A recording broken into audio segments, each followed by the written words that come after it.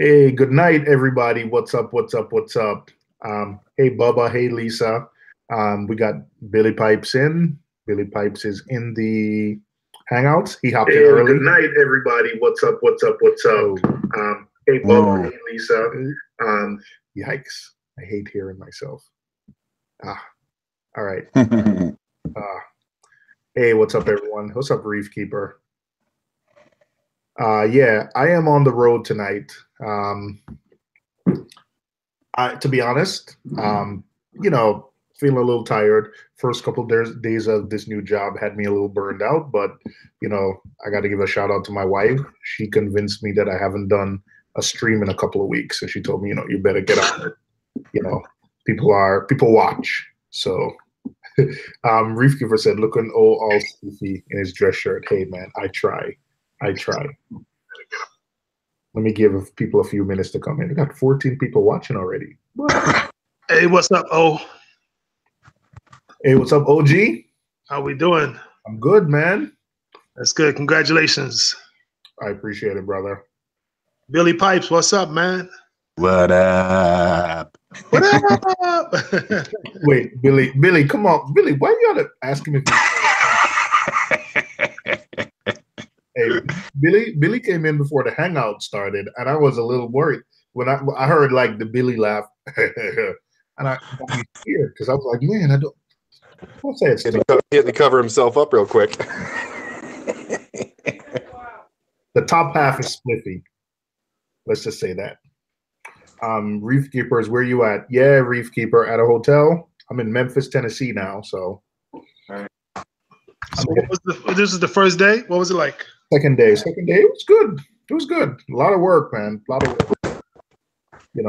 I expected it to be a lot of work, but it was. I just got thrown into the deep end early, but that's good, man. No, it must feel good to be back to work. It feels awesome. Feels awesome to be working with a new company. The previous things I was doing, I was just working in one industry for 8 years. So now, it's going to be a mix, which keeps you on your toes. It's good, man. It feels good. Feels good. I'm cheesing. Reef Keeper said that you had some barbecue. Man, listen, man. I'm supposed to be on a diet, man. I went to Corky's is across the street. They took, man, listen, I got some, man, I'm all barbecued out. I can't go back to New York now and eat regular barbecue because the barbecue down here is just, it's crazy. The dry rub down here is good. That's probably some of the best barbecue in America. Yeah, man. Down here, I had some good barbecue in Kansas City, which Kansas City does the same type of dry rub, but I think Memphis, I got to be honest, man, I think Memphis does it better. And I've also been to Dallas, Texas, where, their barbecue is more like the drippy, wet, you got to get your hands dirty barbecue. But I went to a place today, which wasn't a Central Barbecue. It wasn't expensive. Also, another thing, OG, being a New Yorker, you go here and you sit down and you get like a big slab of meat. Mm-hmm. How big I am, and you get fries and you get drink and you get 2 sides with that, and the bill comes, it's like $15. You're like, did they forget to add something? Did they forget? Exactly. Yeah. And for lunch today, I told them like half a slab, and the thing was as big as my 15-inch laptop. I said, so what is a big slab like? And there was a guy who was getting a big slab. He was like, yeah, they're splitting that for 4. I'm like, this man. Whew. Nice to get around and see different places. It is. I really enjoy it. It was good. The last time when I was here a few weeks ago, I did visit. Like, I'm not trying to slate, Memphis, but I visited a few LFSs, and I gotta say, it's a little bit expensive down here. You do find some gems because maybe there's not as much people in the hobby. Mm-hmm. You do find some gems, but for the most part, I think our prices in New York are better.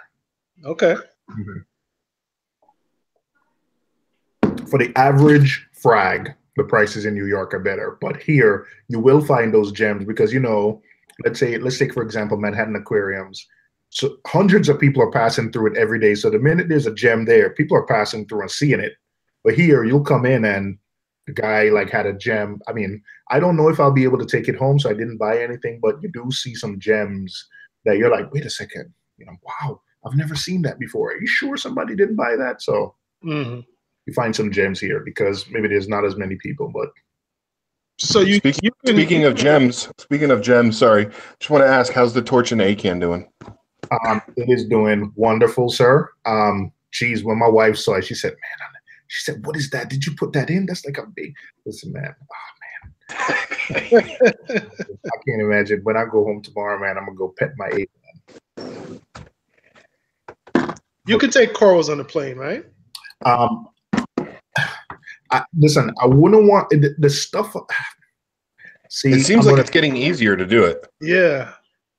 You know what I'm gonna do? The next time I'm coming down here, I'm gonna take some of those. Those little cups that you give me corals in, Billy. Yeah. Take one of those and get something really easy, like let's say a Dunkin' or something that's not crazy. I think there's a store here. Those polyps that just put a mushroom in it. Just put one of your mushrooms in it. Yeah, I'm gonna take something home. I'm gonna come here and buy something easy that I wouldn't be upset if they take it and keep it under 4 ounces and see if I could get away with it. No. Bring a mushroom with you from your house to make sure you can get. You know what I mean? So what you could do is bring the mushroom with you, and it's just a mushroom. And then when you go to the LFS, say, here, I brought this with me as an experiment, and then get what you want and bring it back. So this way, you can, right off the bat. All right. Good idea, Billy, because I do have mushrooms I want. Good idea. Yeah. The last time I tried to bring them some nice Memphis barbecue sauce, and they took that stuff at the airport. Yeah. So I know Dev took stuff back to Canada, and West Coast Reef took stuff back to California from Florida. Yeah. I don't think they had problems. Did Dev talk about that publicly in a video? Because not yet. Okay, so we're not supposed to talk about that. We got. That I know of. I'm not sure yet. I don't know. Well, all I said was took stuff. Okay. Yeah. I think Dev mentioned that, but I think he was going to go into depth in a future video or something. All right. Yeah. Good. I don't want to give it away. So we'll leave that alone. I know Reef Keeper said he's getting some WWD bounce mushroom. Yeah.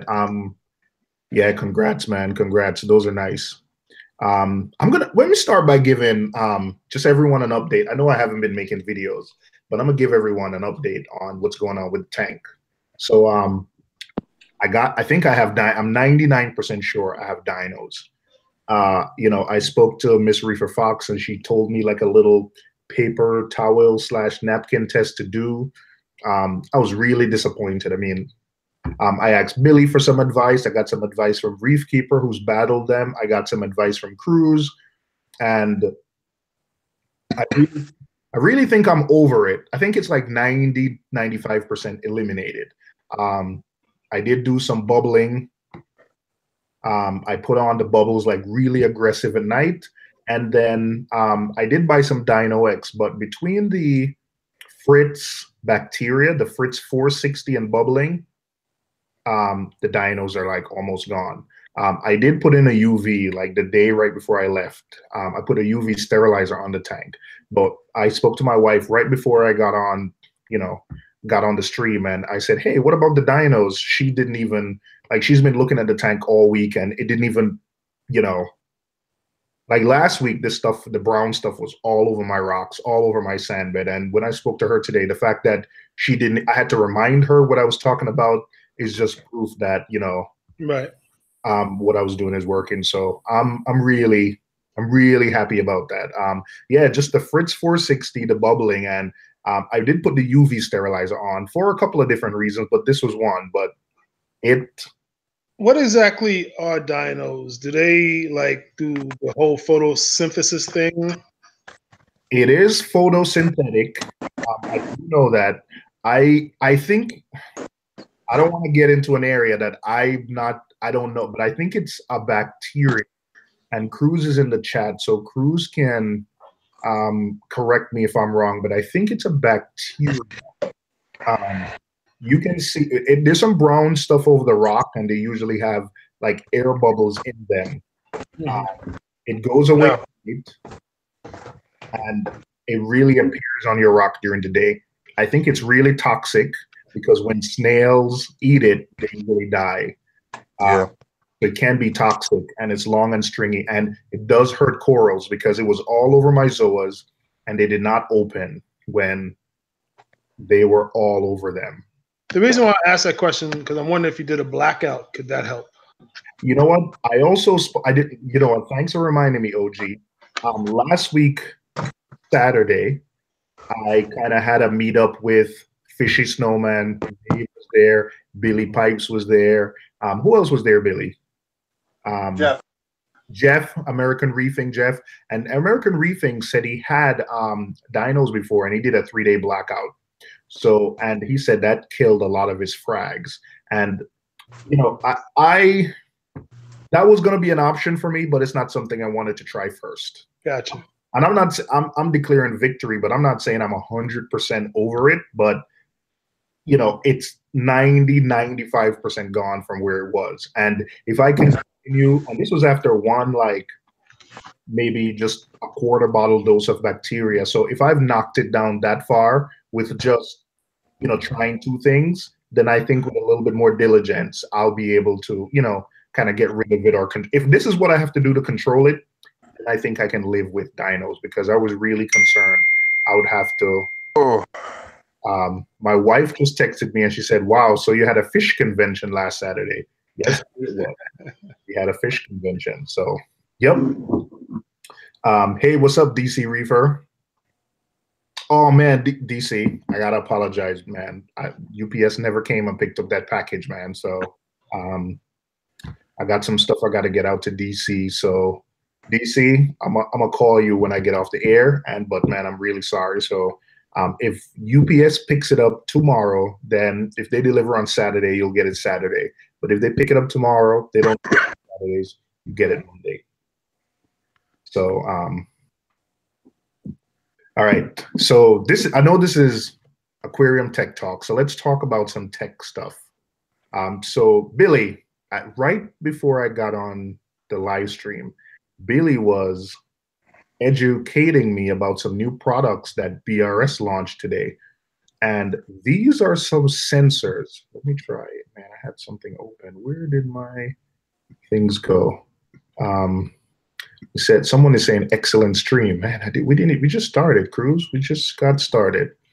Let me open my email and look. Thanks, Cruz. Yeah, but bulk resupply. So one of the things is we've been really focused on, you know, there's been some weeks. I think I've done the tech talk like maybe 3 or 4 times. And yes, it's good for those of you that have Apexes, and I love my Apex. But I've realized that there are some of you who, you know, for whatever reason, maybe you're like Billy and you're just adamant that a power strip is good enough for me. I do not need a controller. Like, I don't want to spend whatever it is. My wife is watching, so I'm not going to give any prices, but you don't want to spend whatever it is on a controller. But it's good to know that there. Hey, man. You're funny, oh. It's good to know that there are options for those of us. DC, the ozone is a man. Listen, DC, we're gonna talk after the stream, man. You gonna distract me, brother. We talk business after. And we talk like Reef tank stuff now. All right. I'll hit you up later. I'll call you after the stream. But for those of you that, you know, don't want to get a full-on controller, whether it's too complicated or stuff, it's good to know that there's products coming out that can sort of help you get some of the redundancy and benefits you get from a controller without being like overly complicated. And what Billy just alerted me to is something called the Auto Aqua Smart Security System. So these are like sensors. So Billy, I don't know if you want to tell a little bit about it, Billy, or you want me to just go ahead and stumble through it. Well, I don't know much about them. Like I said, I just saw them today. As far as I know, there's a sensor for your skimmer to shut it off if your collection cup is about to overflow. There's also a sensor that you can plug your heater into that has a preset range. I don't remember what the range is. I think it's like 74 to 84. And then there's also a sensor for your auto top off. Like say your auto top off stays on and it starts to fill your sump too much, it'll shut it off if it fills it up too much. Yes, that's exactly what it is. So what I'm showing on the screen now is it's called a smart socket. A smart socket, and this one is $59. It's a sensor like what it's an optical sensor like what you get on maybe the Tunzi osmolator or like the new Neptune Apex. But essentially, you would plug your skimmer into this, or let's say you put this in your skimmer cup. You use it's magnetized, so you put a little sensor in your skimmer cup, and then you plug your skimmer into it, and it's simple. Once the skimmer cup fills up to the top, it shuts off the skimmer. That's it. Simple, efficient, to the point. And like I said, this is going to work well. If you don't want a controller where you have to program if skimmer cup is full, because to do this with the Apex, you probably need not only an Apex, but then you're going to need a breakout box. You're going to need switches. And I don't know how accurate this is. I'm not talking to how accurate this is or the reliability, but this is cool. If your skimmer overflow one time, or if you have an external skimmer and it overflow once and kind of damage your floor, this is like something for $50-$60 that you get some redundancy. And this is just one example, but I'm pretty sure there's going to be a couple, just like everything else, the manufacturer releases it and then we find uses for it that, were probably outside. But let me ask you a question. So this is a nice feature. Is this a feature that's already a part of the Apex system? And the point I'm trying to get at, so you have this one here, then you have another one, you have another one. You might as well get the Apex at $60 a pop. It's going to add up to that much anyway, no? That's true, but you're right. That's true. An Apex will offer you more. But listen, man, I think we have 36 people watching. There's probably half of the people watching the stream who doesn't want like the complexity of an Apex. No matter how much I think in the last 2 or 3 years with things that Neptune systems have done, I think the Apex is a lot easier to use than it was when I first got into it. But there is a lot more, like Mage is not going to buy. Well, I don't want to speak for Mage, but listen, some of us are not, some of you just not going to buy an entire controller, but you don't want your skimmer cup to overflow, Gotcha. Or you maybe want to monitor something when your sump is full, turn something off, or or when you could maybe stick this in your overflow, and when your pipe is clogged, it'll shut off your return pump. Little things like that. I think earlier this year, Billy Pipes and I were talking about something called an Inkbird controller, where for $30 you plug your heater into one side, you plug your fan into or your cooler into one side, and then you put a probe in the tank. And with just a few button presses, you can, if it gets too cold, turns on your heater. If it gets too warm, turn on your fan. And to be honest, that's how I got into the Apex ecosystem. And if you can get some kind of redundancy for $30, $60, it kind of, I know a full-on Aquarium controller is going to do so much, but I'm trying to offer a balanced point of view, where sometimes you might not want to spend whatever it is, not going to mention prices, whatever it is to get an Apex, but you can spend $50-$60. One of the things I'm working on, to be honest, is and I haven't followed up in about a week, but I'm trying to get like one of the guys who owns like Senai to come on and kind of present his point of view of his product. I mean, on dev stream, and I'm trying to get Terrence on from Neptune System, but get different points of view from different type of controllers. It's not, I know we talk about Apex, but it's good to get a balanced point of view. I know sometimes we try to talk about like the Reef link with what Ecotech Marine is doing with that. Hopefully I get Senai. Eventually, maybe we'll get GHL on to kind of talk about their product and why they think their product is different or better than the Apex. So trying to keep it balanced. Hey, Billy, I got a question for you. I don't know. Are you able to talk about your new deal yet with that company or not yet? No, I got to wait till after July. Oh, Billy. Well, July 1st. I'm honestly, I'm most likely gonna pass. Really? I think so. I mean, I think it would be better for me to pass. What? I don't know. It's still up in here. I don't know. It's huge, but too much work. nah. Well, no, because worst case scenario, say I just say, I don't want to do it, or they say we don't want you. I get to keep everything I have. But I mean, so listen, you know the details because you're on the inside, but it can only lead to bigger and better things. That's how I see it. I could be wrong. Yeah. But that whole saying, "Mo money, mo problems." Those are good problems. Yeah. Let me see if any questions. So glad to see you doing a stream. Oh, thank you very much, Tina. Reef Keeper, okay, Tech Talk. For those with Radions, have you ever had to recalibrate them? If so, how often? I noticed one was slightly brighter than the other. You know what, Reef Keeper? I used Radeon XR30s for almost a year. I don't think I've ever calibrated them, but I have bad eyesight. I recently took my Kessels off and put my XR15s back on. And I did kind of notice that one was slightly brighter, but I honestly never thought about even calibrating it. So I'm gonna try it when I get home.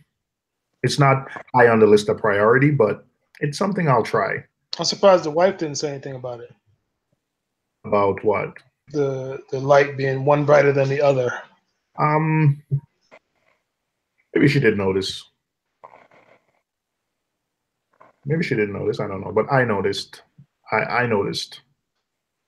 All right. So Boba said I've calibrated 2 times, Phil. Okay, that's good. DC Reefer. Oh, I read that already. I'm not talking to you. We're talking about Reef God. Thank you again for that coral pack, Reef God. Thank you very much, very, very much.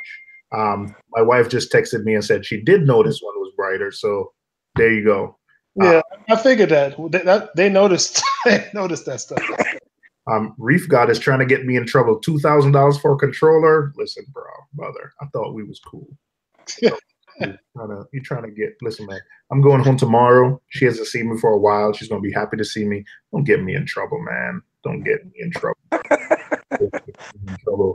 The business Reef. Hey, what's up, man? Microscope. All right, you know what, business? I'm gonna email you and Miss Reefer Fox together.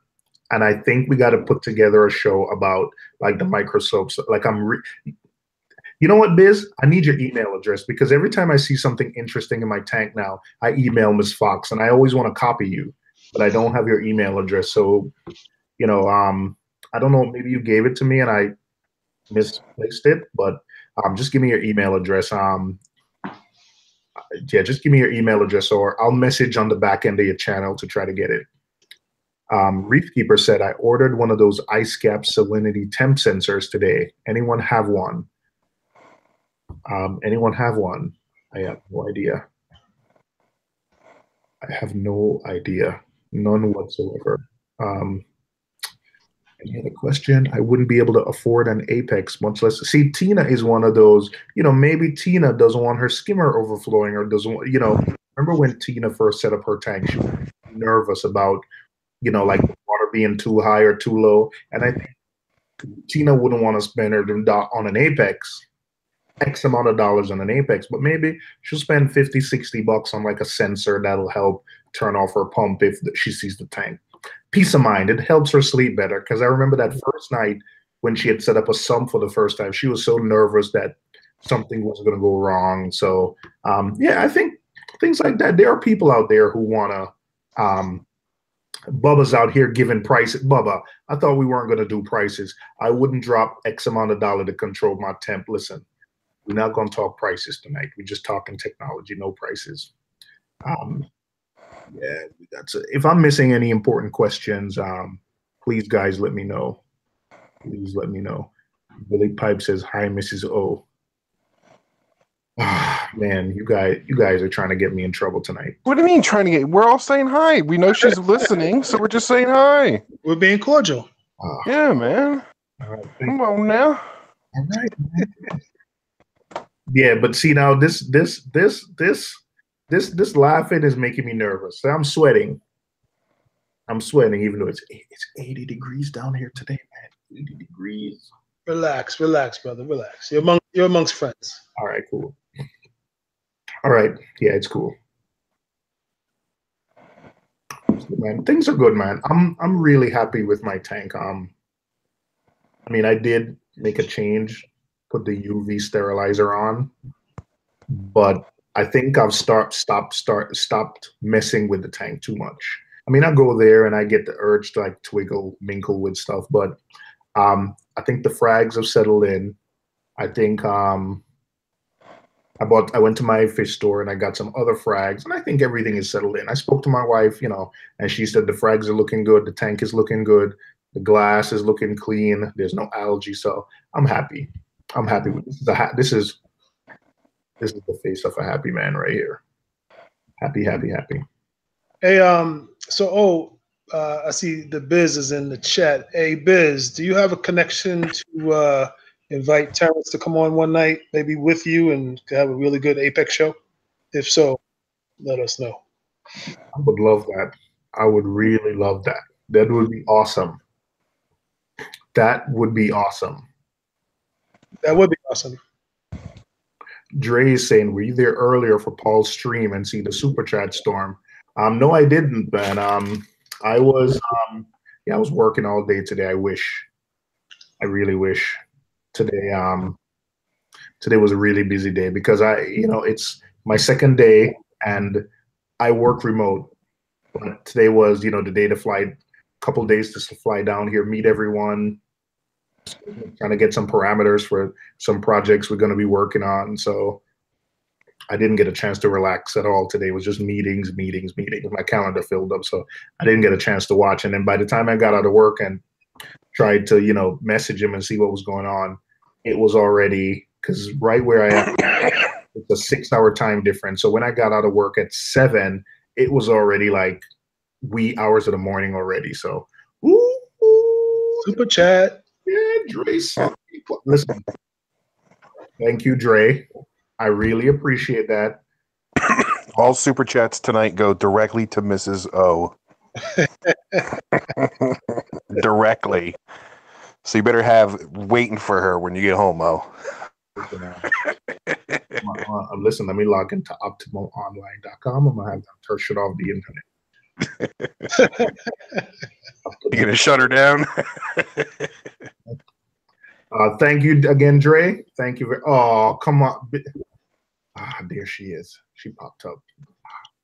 Too late. Is that Mrs. O? Yeah, that's Mrs. O. Softly. Yeah. There she is. Oh, it's too late. It's too late. It's too late. Let me go grab let me grab a healthy snack. What, are you scared of her or something, man? Jeez. Let me grab a healthy snack. I'm supposed to be on a diet, and I've been putting Instagram pics of barbecue, so,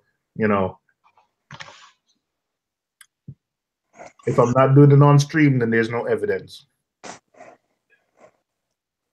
Is she on a roller coaster in that picture? Coney Island. What's your healthy snack? Like a whole rack of ribs there? Cookies with candy embedded in it. That's what the hotel had. And to wash it down, we got some McDonald's. Thank you, Reef Girl. I appreciate it. Hey, thanks for that, Billy. I wasn't even paying attention. Word. Thanks, Billy. Yep. Billy's the popo. I know. Oh yeah. Whoop whoop. Thank you. Dave taught me everything I know. The business says he has no connection to Terrence. He has posted up a few of my vids though. All right. I'll keep reaching out. I'll keep reaching. I know a few people. I do know a few people at Neptune Systems, but in any case, guys, if we don't get the like the big boys on, we'll continue talking, doing what we do, helping people with, Apex or whatever. I think it would be good too. That guy who caused that controversy that night, Richard Ross. Richard Ross. Yeah, he'd be a good guy to get on your stream too. Oh, you said he'd be a good person to get on my stream. Yeah, to come on the show because he's very knowledgeable about a whole bunch of stuff. That guy has.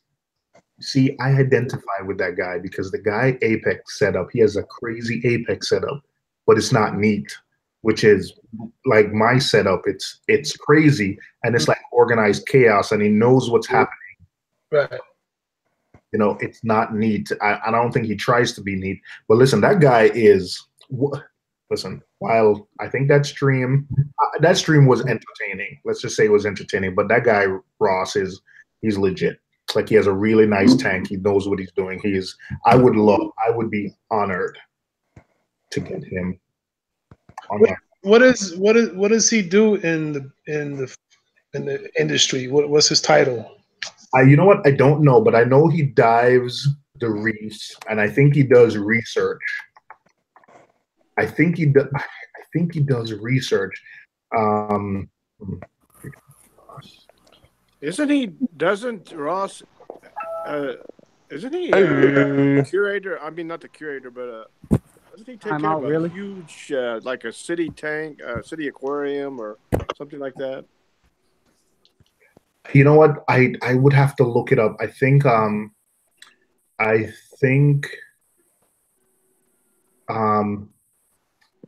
you know what? I know he's. You know what? I gotta look him up. I really should have looked him up before I started talking about him. I should have done. I should have done my homework. Do you have controls though? Right. I do have controls. Wait, what's happening? You put the link out. Okay. Yeah, I just jumped on. What's up, y'all? Hey, what's up, Brian? How are you? Not much. Brother Biz, what's happening? Not much, man. Just, Thursday evening, just finished doing some tests. Did the test come out well? Yeah. I set up a frag tank and I hadn't been watching the parameters, and I stuck a bunch of stuff in that frag tank from my main tank, just, make sure it doesn't die. And my alkalinity on that tank dropped down to like 5.9. Is everything still healthy? Oh, yeah.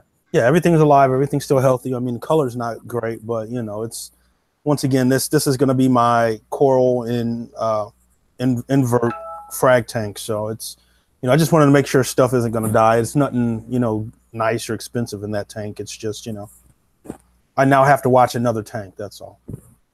Hey, I'm sorry to interrupt. You got a chat. You got a super chat from Reef Girl. So give her a shout. Reef Girl, I appreciate it. Thank you, Reef Girl. Thank you very much. I really do appreciate it. I see Dev just joined. Welcome, Dev. What's up, Reef dudes? Is he there?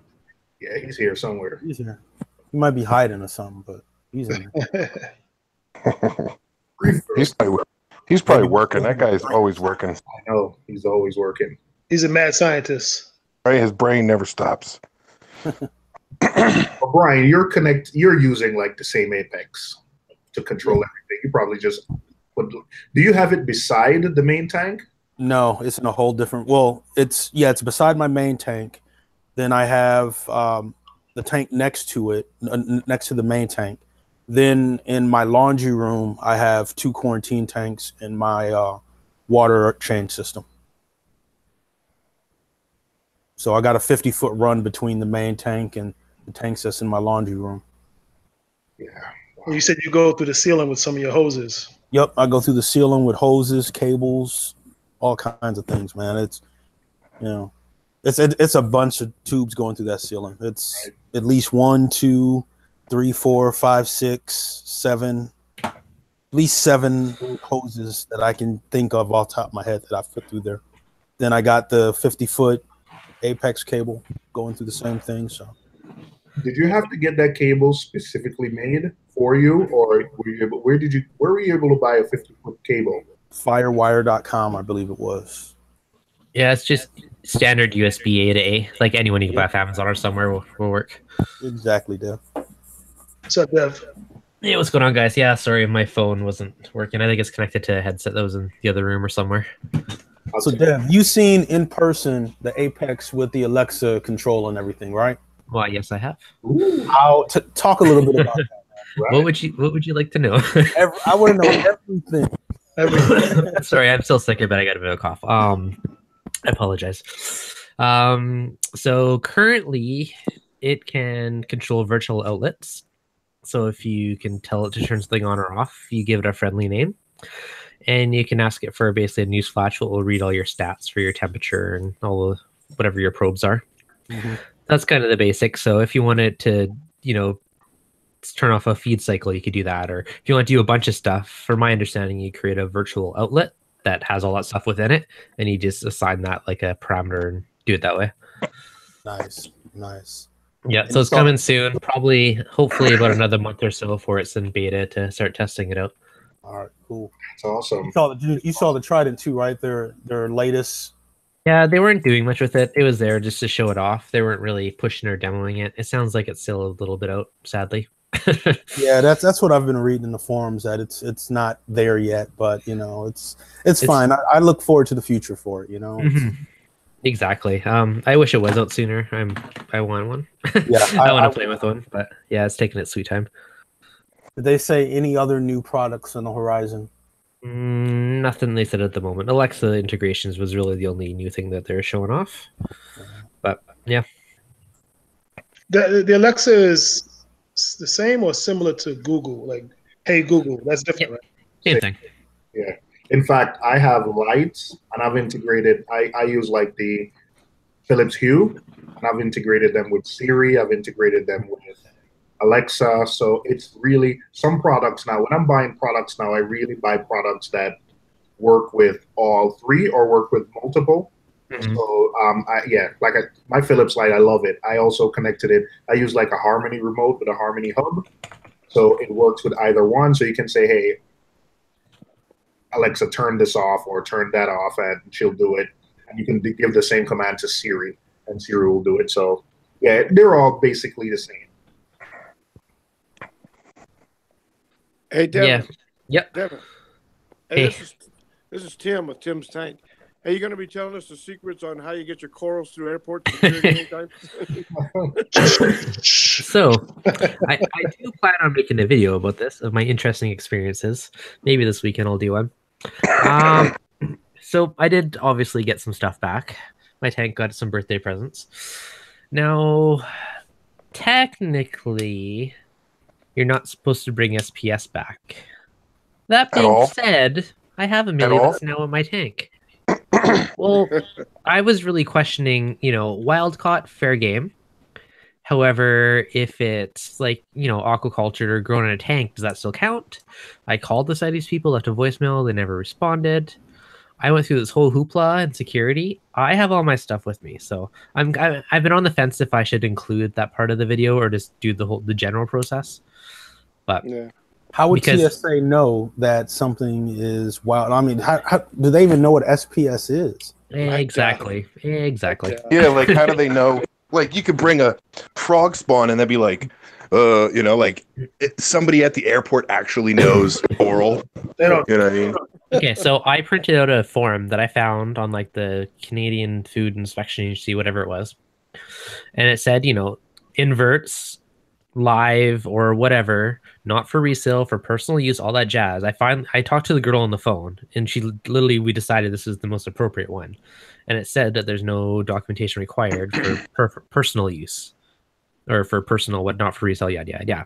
And so to me, that's pretty much fair game. Now at the bottom of that, there's little stars that says it doesn't account for CITES and blah blah blah. So if they knew what they're doing and looked into that, then it could be questionable. However, I'm like, well, let's try it and find out. So, anyways, I mean, the hassles, all the TSA and all this, you know, the liquid. Really, that's your biggest hassle, and something live. But yeah, because I'm planning to go to Mac. Yep. And just just debating. I'm thinking about it now. I think should I? Because I know I'll get a couple of corals, and I just know, just my luck, I'll get the wrong person, the guy or gal there. TSA. Yeah. So I mean, okay. So my general advice: softies like zoas, rock flowers, anemones, fair game. Yeah. You shouldn't have an issue. Now, mind you, if you're coming to Canada, it has to be less than 100 mils of water. Can't have over that, or they're not happy campers. Total, or in each bottle? In each container. You can have multiple little containers. So that's fair game. Gotcha. So I had a few. Now, there's also like a certain little bag that all your liquids have to fit into. So I kept one. I asked him if I could keep one. So I was going to show up my video to show how big it is. So that's pretty much fair game. As for SPS and encrusting, technically, I don't think you're supposed to. That being said, I did. I said I got corals. I declared it. And no one looked into it any further. I mean, at the US one, I mean, the guy there had to go ask 3 other people, and he looked at it for a while and drug tested my water and vapor tested it. And yada, yada, yada. Oh, like so they put you through a whole... Oh, yeah, it's a hassle. It's a hassle, but I mean, I'm here and I have them. So, and they survived my journey from the other side of the continent. So it was good.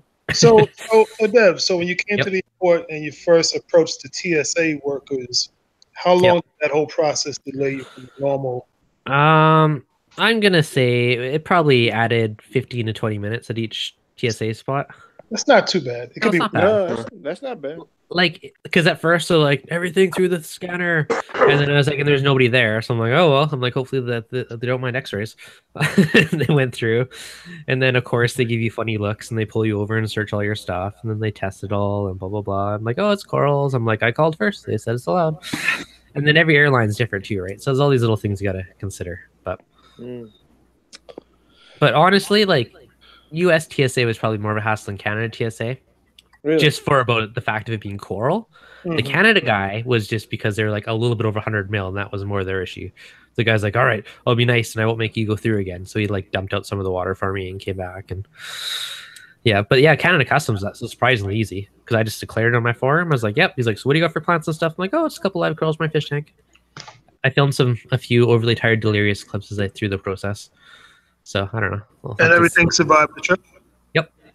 Nice. Cool. So I got a couple zoas, a small rock flower. I got some really cool purple millie and some fancy overly priced encrusting. See, it makes it worth it, right? Like some people ask me a couple years ago, you know, oh, why don't you go here? And I'm like, I don't want to go somewhere for 2 days and stare at coral if I can't bring it back. Now that was a couple years ago. Exactly. You know, now it's made your trip totally way more worth it. You know, like. Yeah. Well, but here's the disclaimer, though. I mean, like SPS rock flowers, like for sure you'd be okay. Like I think you could get through that no problem. I mean, there's still a chance with an SPS and stuff. It is riskier, right? Yeah. Like thankfully, I had a few people that were very nice on their deals for my experimental "Can I Bring It Back" project. But yeah, so I mean that helped but if I spent a couple $100 on some of these frags and lost them, I'd be devastated. So it's one of those. I wonder if I were to. The better experiment would be if you went 10 minutes ahead of me and a guy that looks like me, would they let me through? Or they'd be like, this big guy, this guy. I mean, like, wait, we got Devin over here. He's got a nice smile, but this guy back here, he's suspect. Dev is a big guy too, you know. Dev is like 6 foot tall, right? Yeah, I'm 6 foot. Yeah, no, I know, but you know what I'm saying. Like they'll look at me and be like, "Yeah, this guy's got something else going on here." There's a guy down there that looked like you. Immigrant Canadian. I know. Somebody sent me a picture and they're like, "Dude, you're twins here." I kept looking. I'm like, is that Billy? I'm like, he's not really looking at me like he knows me or anything. I'm like, I don't know if I should go up and say something. I like 3 times I kept looking. I don't know if he's giving me funny looks back. And I'm almost like, I'm like, I swear that looks like Billy, but I don't think he's here. Like, if I ever saw you in person, you'd know it. You'd be like on my shoulders, and I'd be like running around and stuff. See, that's what I expected. Yeah. At Reef-a-Palooza, he picked up Joey, and and hugged him. And Joey remembered. He said, "Oh yeah, that's the guy that lifted me up. That gave me like a beer hug." That's awesome. Billy, next time you see pick him up and put him on your shoulder. I could. He's only 6'3". It's easy. Listen, we're not gonna have this. Aquarium Cabinet Solutions. Thank you for that super chat, man. Thank you very much. 10 pounds. I appreciate it, brother. Pounds, baby, pounds. So how many of y'all lose some pounds? I'm going to Macna. You are. I do. Hey, Brian, I got a question about So I was talking a little bit earlier that that I was bubbling, and I think that my first it's super aggressive, and what happened is my core pump started reporting as dry, and it stopped. Have you ever had that? First, let me tell you what happened. So what happened is the pump it reported as dry. It turned off, like the pump turned off. But what happened is, I had the outlet monitor, my skimmer outlet monitor, so when my return pump is off, for it to, turn off so the skimmer doesn't overflow. But I didn't set it to monitor for watts to turn off, so I did kind of correct that now. So if it drops below like 30 watts, it turns off. But have you ever had that happen with your core where for whatever reason it detects that it's dry? And in the Apex screen, it was showing me that it's dry, but it was maybe because the bubbles was messing with the sensor or something. I had, like, the first time I bubbled with the core, I had something similar to that. It didn't run dry, but it gave me a little, the little triangle thing. I think it said that it was under watts or something like that. And it went away immediately. Now, the issue I do have when I bubble is if I don't turn off my manifold, and my manifold feeds my bubble tip anemone tank that's next to my main one. If I don't turn that off, my flow meter will stop working.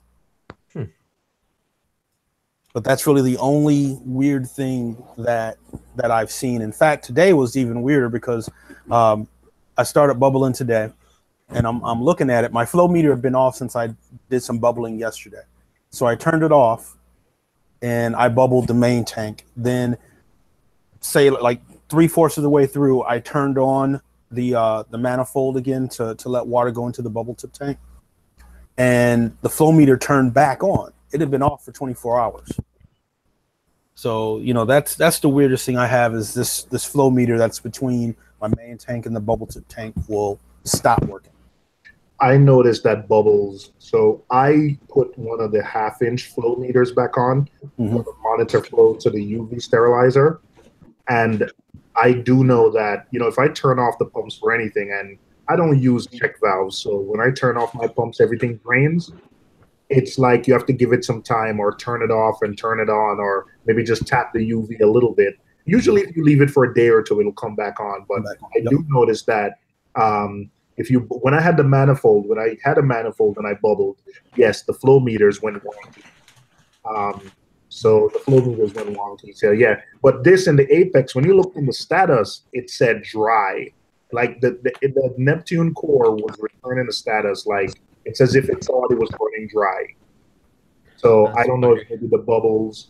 So what I did is I kind of moved. I think I had it set up where all bubbles. I think most people, the way you're supposed to set up bubbling is where the big bubbles just escape to the top. Smaller bubbles are what gets sucked into the pump. But I had it, I had a pipe, a 45-degree pipe that angled down, and I kind of wedged the air stone between that. So I think all the bubbles were getting kind of sucked up into the pump. So that was just interesting. I kind of knew why, and once I corrected it, it went back to normal. But yeah, like I said, now I set up my skimmers.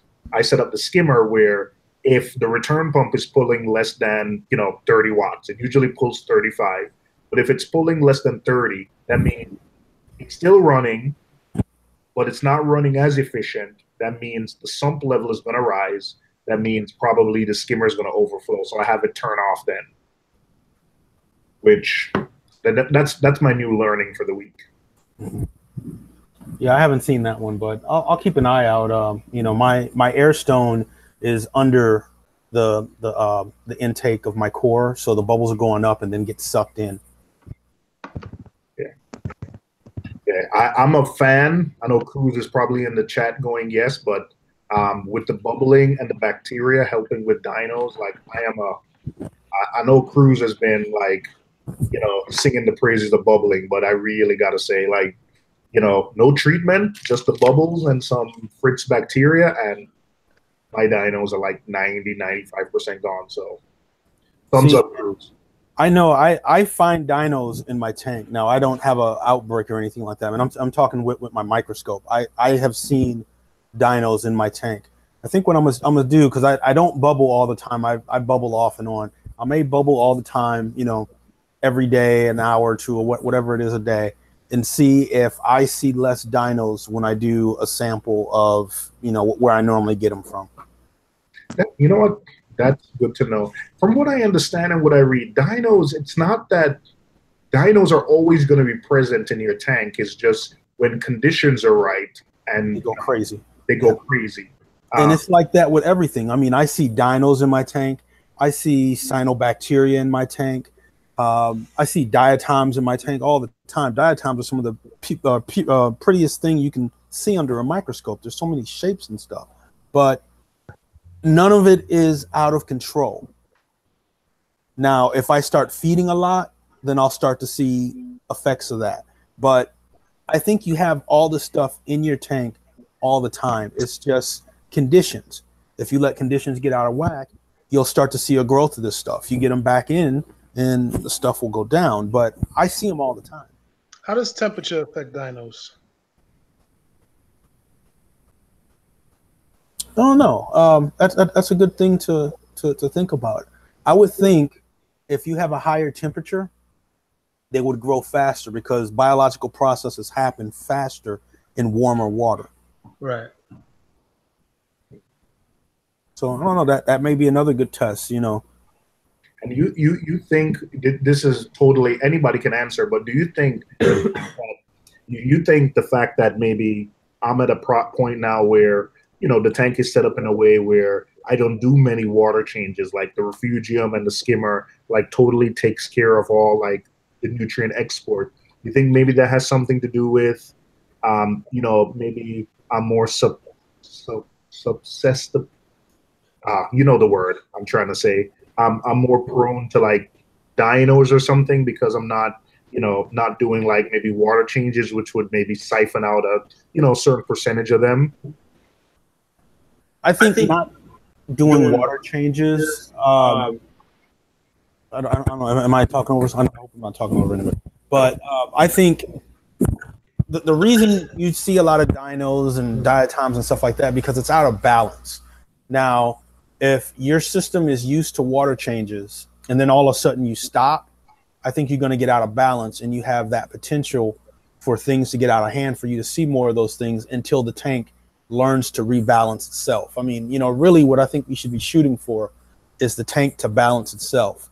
All this other stuff that we do, you know, the water changes, dosing vodka and vinegar and stuff like that, we're attempting to have a balance. And if you stop one of those things, your balance is going to be off, which is going to give the opportunity for those organisms to multiply until that balance is restored.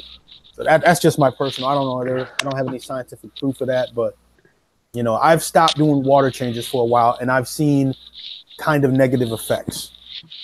So now, you know, I'm starting to do water changes again. So what are the negative effects that you've seen? I've seen a little bit more algae. I've had a couple of things die on me recently. I had a real nice SPS just completely just die within a couple of days. You know, it's really that stuff. More. I'm seeing more algae and stuff, and I'm guessing it's because I'm not exporting as much as I used to. What are you doing in place of water things? You doing Triton? Thank you. No. Hang on a second, guys. Cruz just hit a super chat. Thank you very much, Cruz. I really appreciate that. Thank you, thank you, thank you. Cruz is the man. No, I really haven't changed. You know, I dose vinegar. I have a calcium reactor, so in theory, those macro elements and micro elements should be coming through the calcium reactor as I'm melting the skeletons. Okay. So I haven't really changed outside of I'm not doing a whole bunch of water changes anymore. I've gone from doing water changes on a dose every day to having a button to push, and I do a 5-10 gallon water change, however I have my settings at the time, to not doing water changes at all. I'm seeing more bubble algae right now, but I'm seeing my bubble algae in my bubble tip anemone tank. I don't really see it in my other tank because I think I have tangs that are eating it. There's no fish in my bubble tip anemone tank, so that can be another thing. I'll tell you what. Here's my non-scientific thing. The best tank I've ever had was last year when I was on the Zeovit, and for a few different reasons I got off of Zeovit. Let's say last summer, and I think it's only just now. Like, I've probably given on live streams like a bunch of different reasons why things are happening, but I really think it's just now, 8 months later, that my tank is finally like just rebalanced from coming off of Zeovit, and on the Triton method. And so I agree with what you I agree with what you say, where sometimes, I really wanted to try Triton because of the prospect of no water changes, but pretty much everything except some euphilia that I had in that tank, the Zeovit tank, pretty much didn't make it for different reasons. The minute I had I've had temperature spikes before, I've had my chiller fail before, but once I got off of Zeovit and they were kind of, in limbo, the minute something happened, like, I just lost colonies of a big, like, nice silo colony. I lost like a 12-inch by 12-inch Monty colony. Like, everything was pretty much, I'm just gonna throw this out there. Like, it doesn't really matter a lot of time, like, which system. Like, corals like stability, right? Like, they don't like change. And going from system to system and messing around all the time is hard on the corals. And it one thing that I find, like, when you lose colonies and stuff, a lot of it's just because the tank's not stable because you're mixing it up so much. Going from system to system and messing around all the time. Like, I learned my lesson before because I used to review a lot of products for an online store and stuff, and like, I noticed my tank wasn't nearly as happy because I was constantly changing stuff, just trying different products and reviewing them. It's just like CJ. He said he just changed his lights to what he thought would be better lights, and his coral stopped growing. Mm-hmm. I mean, now the thing is, and they're probably going to do nothing for a month or two until they adapt, and then they'll start growing. Right. But it takes that transition time until your corals adapt to their new environment. Hey, Biz. Cruz is not going to jump in at this time. Yeah, I know. Like, even like my one buddies, we put the Focustronic lights on his tank. We went from T5 to LEDs. Like, I severely expected the first month or two to be like hardly anything because you're shocking the corals by changing one lighting system to another. Right. Yeah. Speaking of, I should actually do an update on that. It's been like 6 months now. Yeah. Hey, Dev. You got a connection, Terrence. Can we get him on here with this tech talk? Possibly. I can ask him. Yeah, ask him. I think he didn't really know too much about O's channel, but this would be great for him and everybody else. I'll ask him next time I talk to him. Yeah, we appreciate it. I appreciate it, man. Thank you very much.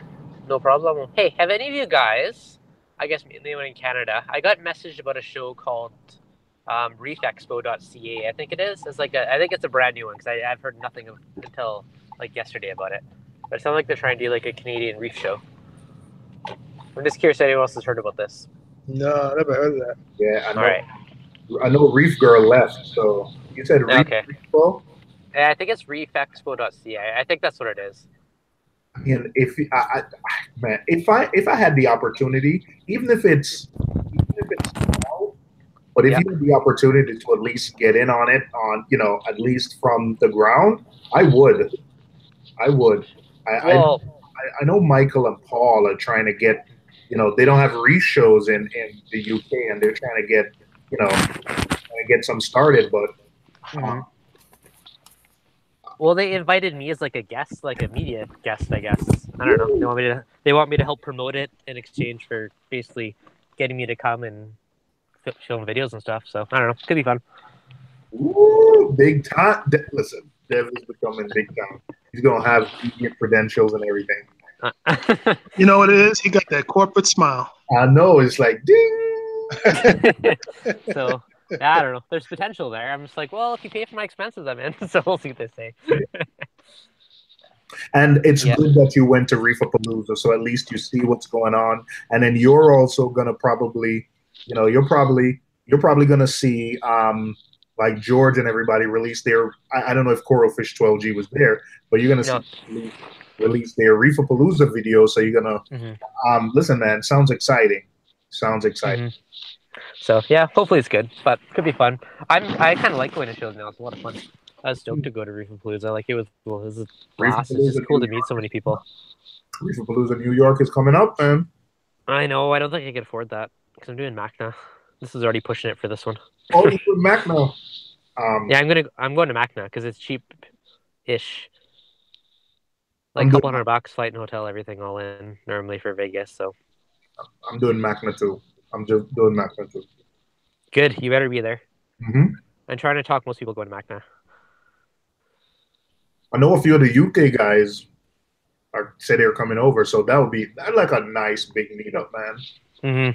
No, that'll be awesome. And I think it's our type of show because I think it's tech focused. Yep. Brian, you don't think you'll check out one of these shows? Sooner or later. You should. You should. I'm thinking about it. I may be able to squeeze Las Vegas in there. Did my Reefapalooza video not sell you on how fun it is to go to a show? Oh, it looks crazy fun, man. Especially being able to see all these guys that I talk to online all the time. You know, who watch my videos, I watch their videos. So it seems like it'll be a nice time. For me, that was the best part. It's just so cool to meet all these people you talk to, and like, honestly, like, not this sounds weird, but I felt like a freaking celebrity. Like, I had like 20 people want a photo with me, which I've never had that before. It was completely weird, but I don't know. It was cool. It was fun. But it's such a cool just to meet all these people you talk to. Like, you know, like I'd love like if you go to Vegas, like we're definitely hanging out. Like it'd just be awesome to come. Yeah, Reefapalooza in New York was awesome. I've been to Reefapalooza in New York a couple of times, but last year I went. You know, when I met Billy and the other people there, oh man, it was cool. So Rico, so BC Reefer, so you know all the people who you watch their videos. In fact, I met people there. And it was only after I got back, then I realized, like, oh, he makes videos. Like, there were a couple of people I met and just, you know, met walking around. And then I realized later that, oh, you know,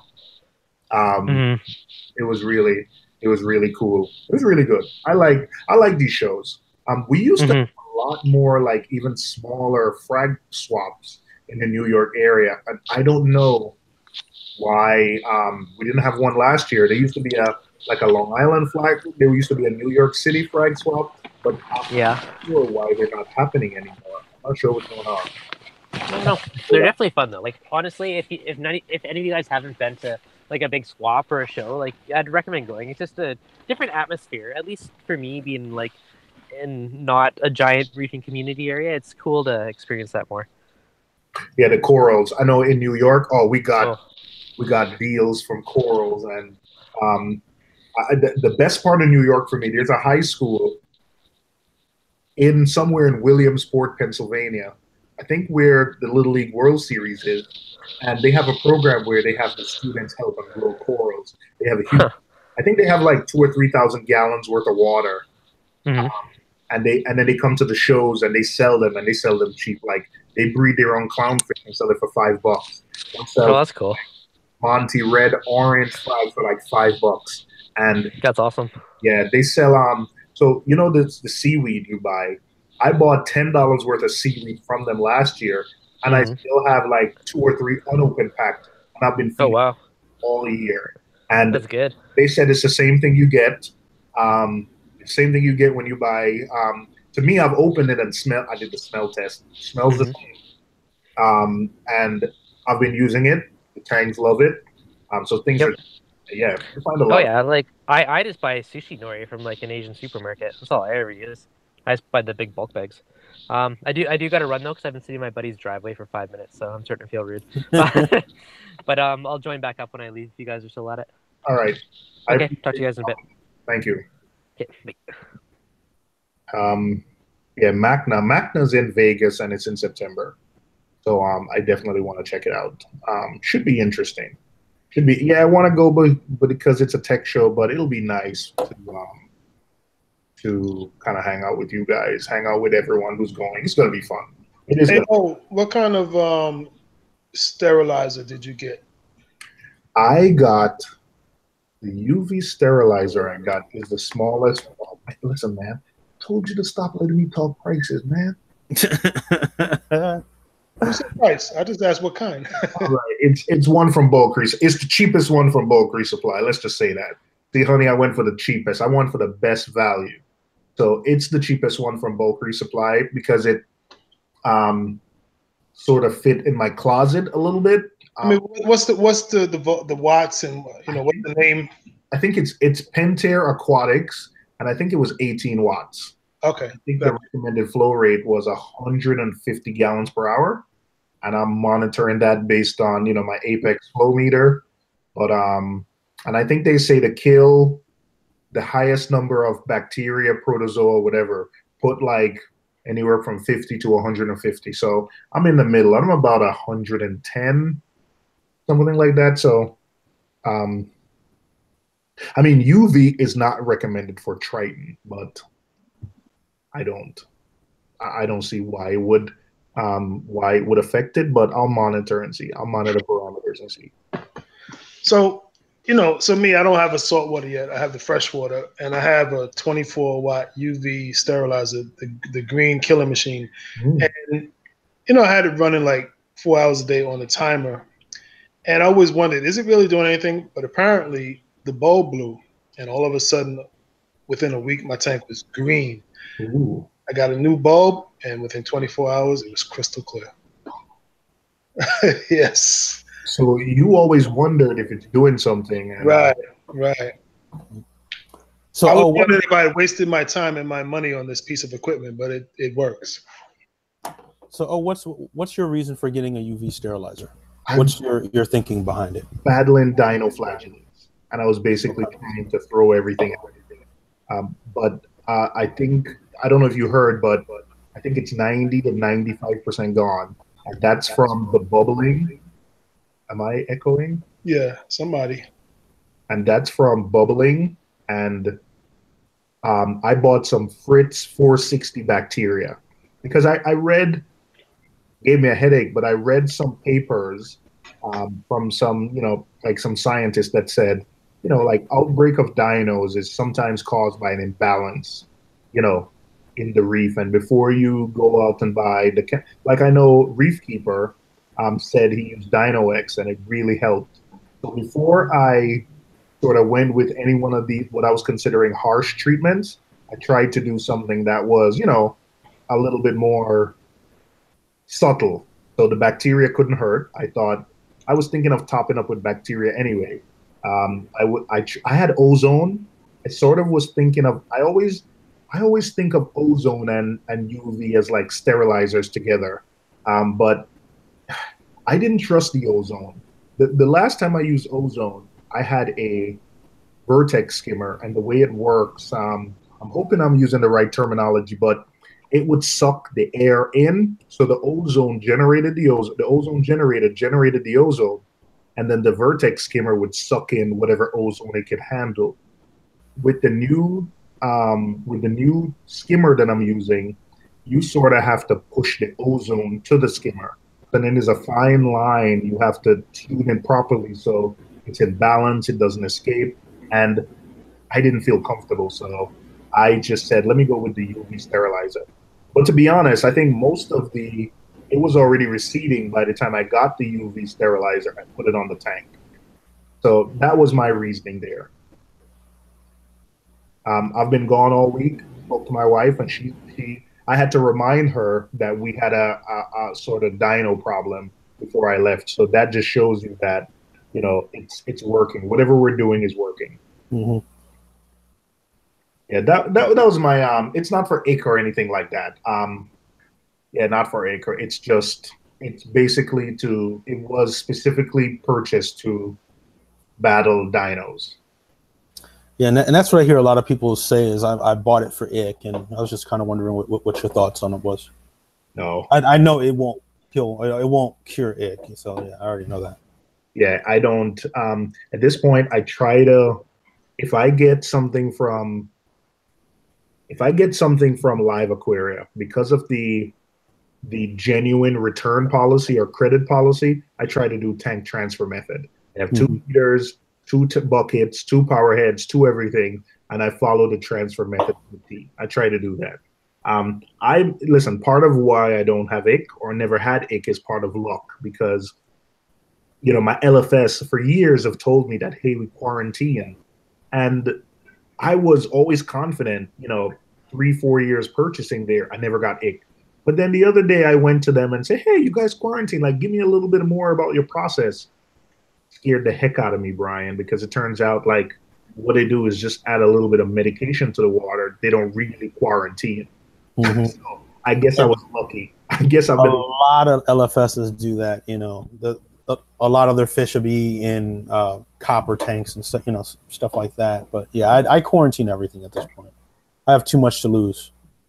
When I get to your, any tank I get bigger than what I have now, we quarantine. Like I said, if I get anything from Live Aquaria, I put that bad boy. We have buckets. At one point, we had a 10-gallon tank. It's an apartment, so space is tall. So I had a 10-gallon tank that I would put on my kitchen table, so I could walk by and watch the fish. One of the reasons I got 2 angelfish in my reef tank without fighting is because I got them small and were able to quarantine them together. So they were used to each other by the time I added them to the display. But I'm a big believer in quarantine. I'm not a believer that ick is always in your system and it's just waiting to rear its ugly head. Like I personally don't believe that. Now, also, tank transfer method doesn't take into account the fact that you might have flukes or something else. But so I'm limited with space and everything, so I can't do everything. But flukes has gone through already. I've battled flukes. I use medication to kind of kill it. I saw the things on my Antheus, and I had to pick them off and freshwater dip them, and a couple of them didn't make it. But I've seen flukes before. But in terms of ick, I've been lucky, and also when I get fish from suspect sources now, I tank transfer method. If you have an issue with ick on your fish, and you took your fish out and quarantined them and medicated them, is there still ick in your tank with no fish? Yeah, for up to like 72 days, I think it is. 72 days. Yeah. They're living just free swimming on the coral, gravel. The life cycle is after it leaves the fish, it goes to the sand bed and basically encrusts.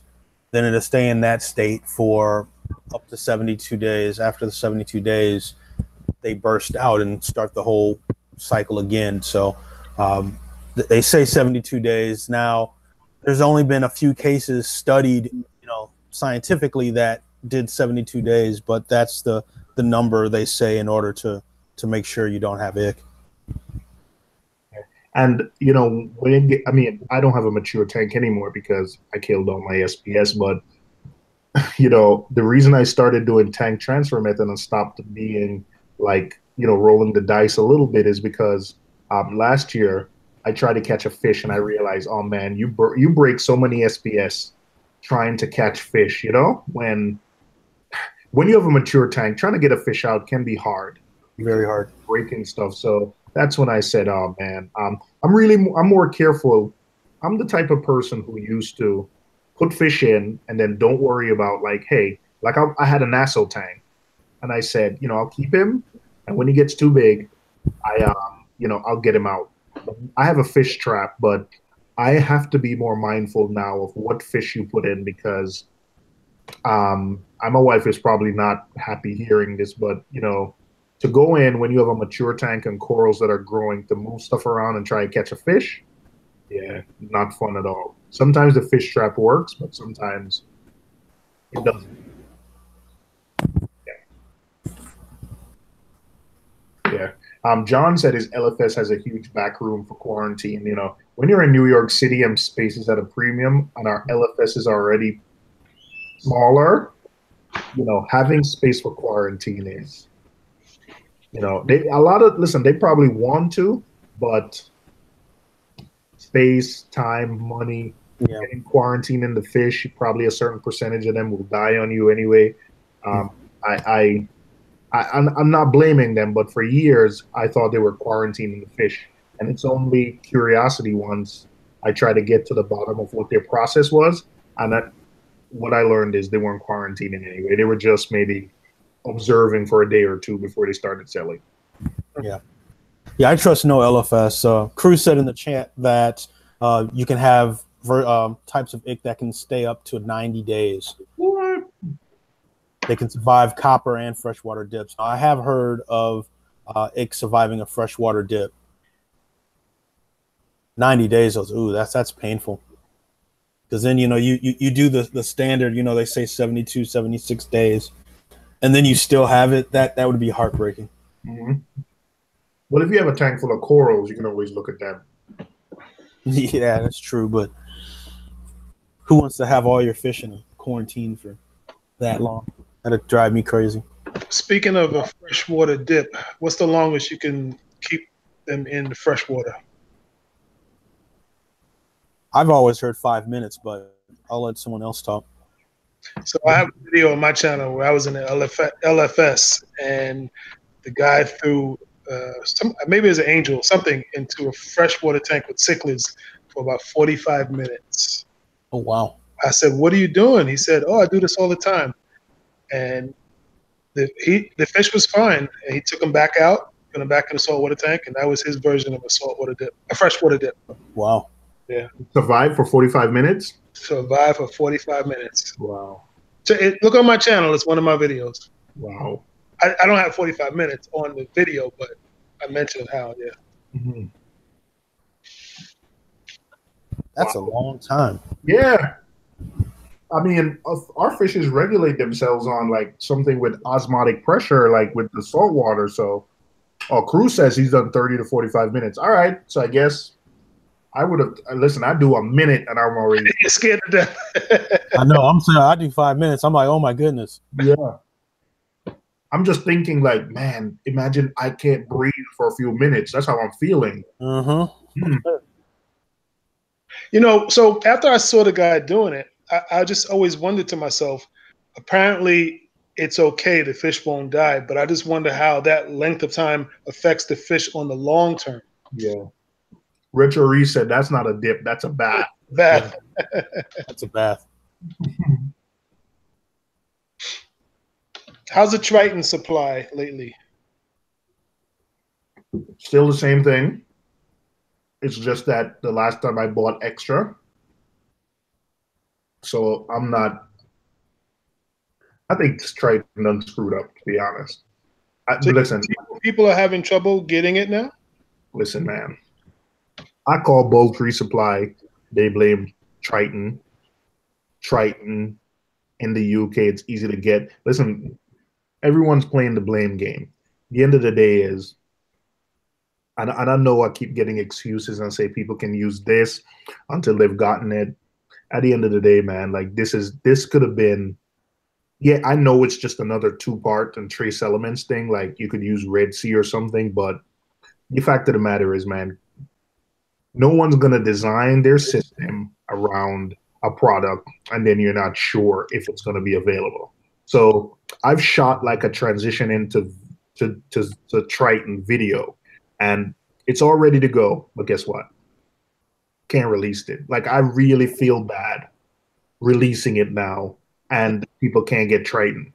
I really feel bad. So I've shot the video. In fact, it has gone through 2 or 3 iterations because I've changed stuff on my tank with Triton, you know, since I did that video. I did that video last September, then I revised it in November, revised it in January, revised it a few weeks ago. But I can't in good conscience release it and be happy about Triton when it's something people can't get, you know?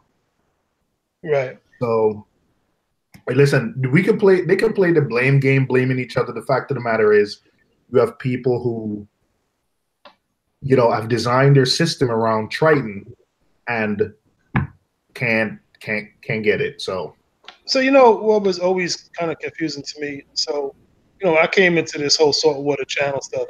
I was watching Rico, who was doing no water changes with basically his homemade remedy of, I guess, his version of Triton. And then you heard about Triton.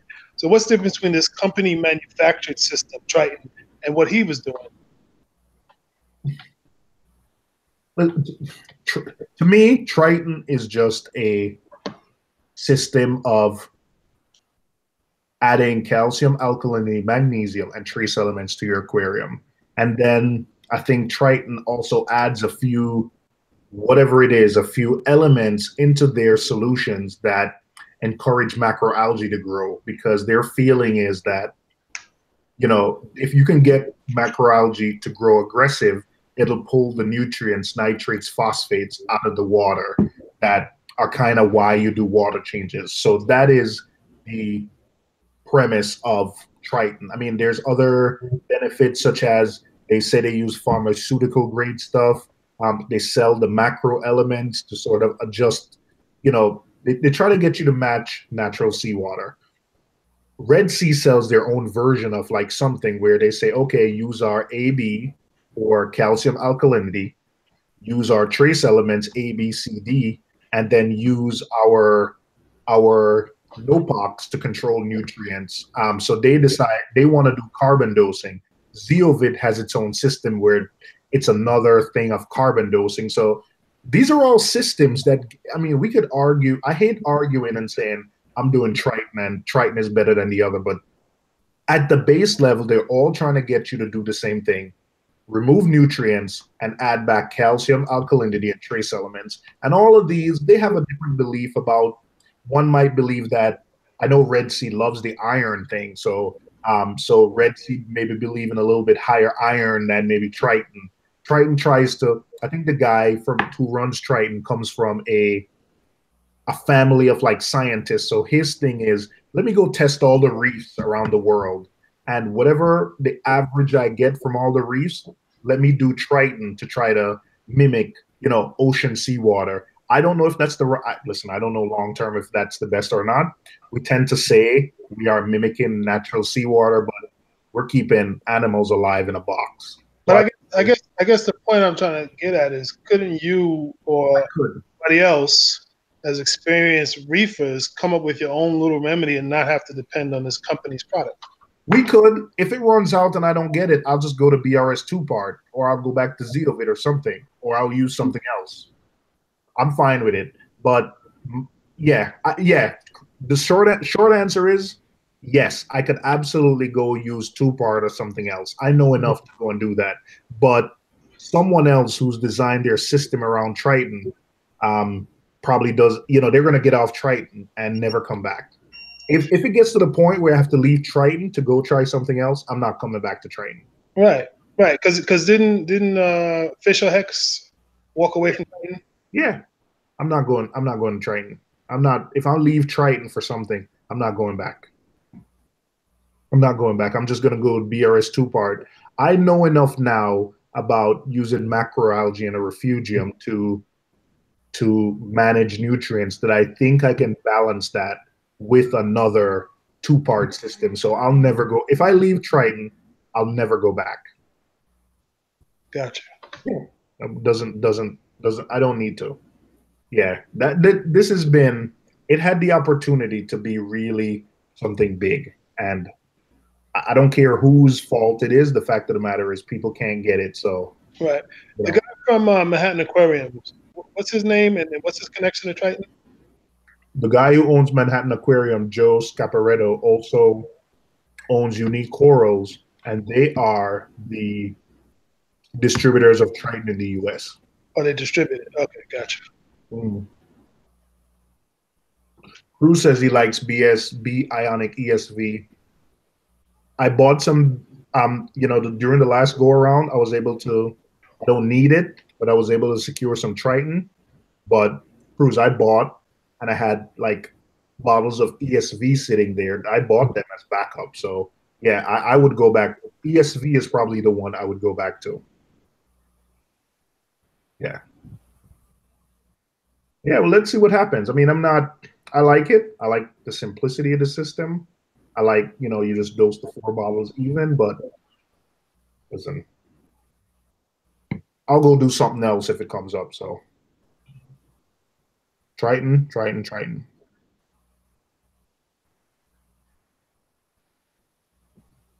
Death Mage and Brian said they use Aquaforest.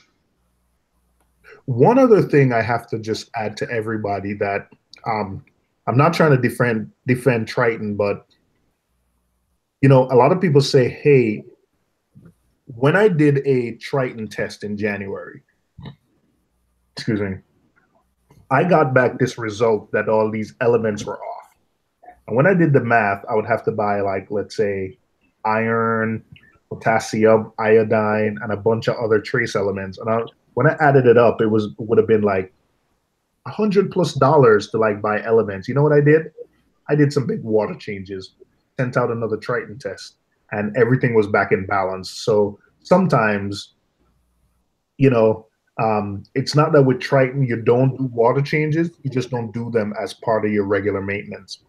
Because I still do water changes, it's just, I just don't do it every week or every month or on a regimented schedule. I still do it when something looks like it's off. Yep.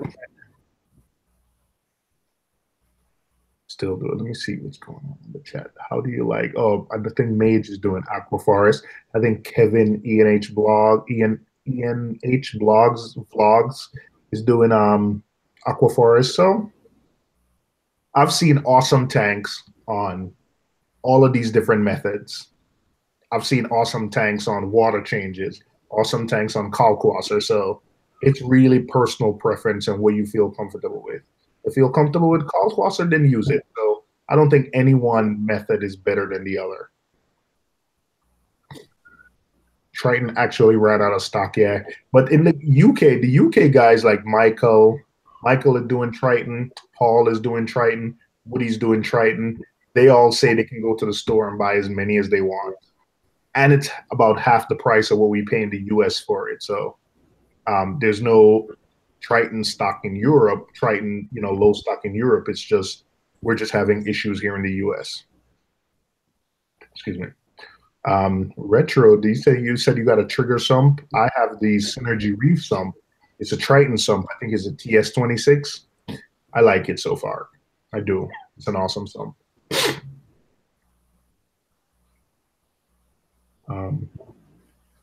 Tina's Reef said no point to do a water change. Oh, I'm not following Tina. Was it directed at me or was it someone else? I think Cruz was talking to Tina. Tina says she believes in water changes. Yeah, if you believe in water changes, do it. I don't think any one of these is. What do you use, Brian? For water changes? Yeah. Instant Ocean. What do you dose? Which one of these methods do you dose? None of them.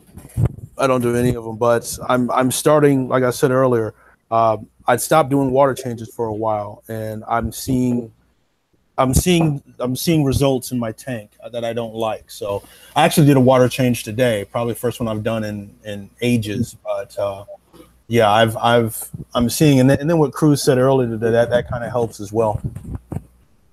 Are you using regular BRS2 part or Kalkwasser or some? Oh, you're using I use a calcium reactor. Yeah. Okay, I see. I use I use the Two Little Fishes media in there. Media. So now I understand what Cruz was saying is that the calcium reactor by itself doesn't give you everything, and I think I can see that. Like the only other thing I test for is really potassium, and that looks fine. But from what Cruz is saying, I'm probably missing other elements, and I can see that because I'm having, like I said, I had a nice size colony of SPS die on me. I'm seeing some receding in a couple of LPS. So I see that. And that's why I started doing water changes again, because, I see something is happening. So, I got to thank Cruz again for telling me that, because I thought, I've read so many times that a calcium reactor is going to give you pretty much all you need. And in the back of my mind, I've been like, I don't know. And Cruz just pretty much said, yes, that's right. You need more than just a calcium reactor. Yeah. I think what Rico does is he dumps a whole bunch of stuff in it. I mean, he has a big system, but yeah, he dumps like acro power. He doses like some of the amino acids. Yeah, he feeds like a whole bunch of different foods. So I have used acro power in the past. I ran out of it. I haven't bought any of it in a minute, but yeah, I used to dose acro power all the time. Yep. So yeah, I've hooked back up my automatic water change. So I'll go back to that. Well, it's not I can't call it an automatic water change. It's a one-button water change on my Apex. Oh man. Listen, you went away from water as easy as that system is. I did because I didn't want to spend the money. I'm cheap. I ain't gonna lie. But yeah, I bought a box of salt the other day. I had one bag that I just keep around just in case, but I mixed that up, and like I said, I bought another box of it. So yeah, I'm gonna go back to doing my water changes. And it's easy. I'm just lazy, honestly. Lazy and cheap. Yeah, lazy and cheap. I'd rather spend money on something else. We listen. We all are. We all to some extent. I'd rather get a new piece of tech and be, than spend me money on salt. Mm-hmm. And that's me. But like I said, that's why I like these chats, man, because I've learned just tonight. I've learned a bunch. And it's like this almost every time I get on a live stream with people. All right, see, you should get on live streams more. I should really, I really should, but life gets in the way.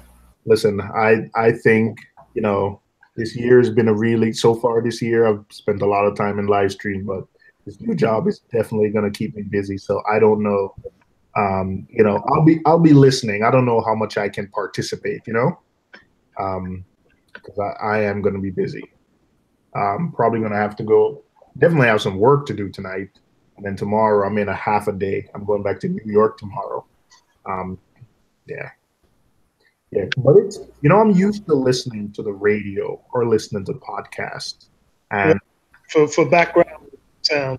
And this is definitely more interactive. At least you're hearing something, you can at least jump in the chat if you can't jump in the talk. Mm-hmm. I try to go back. I love baseball. I love the Mets. I try to go back to listening to the radio or listening to podcasts, and I find myself saying, like Leo, that's not. I used to listen to tech podcasts like Leo Laporte, the tech guy.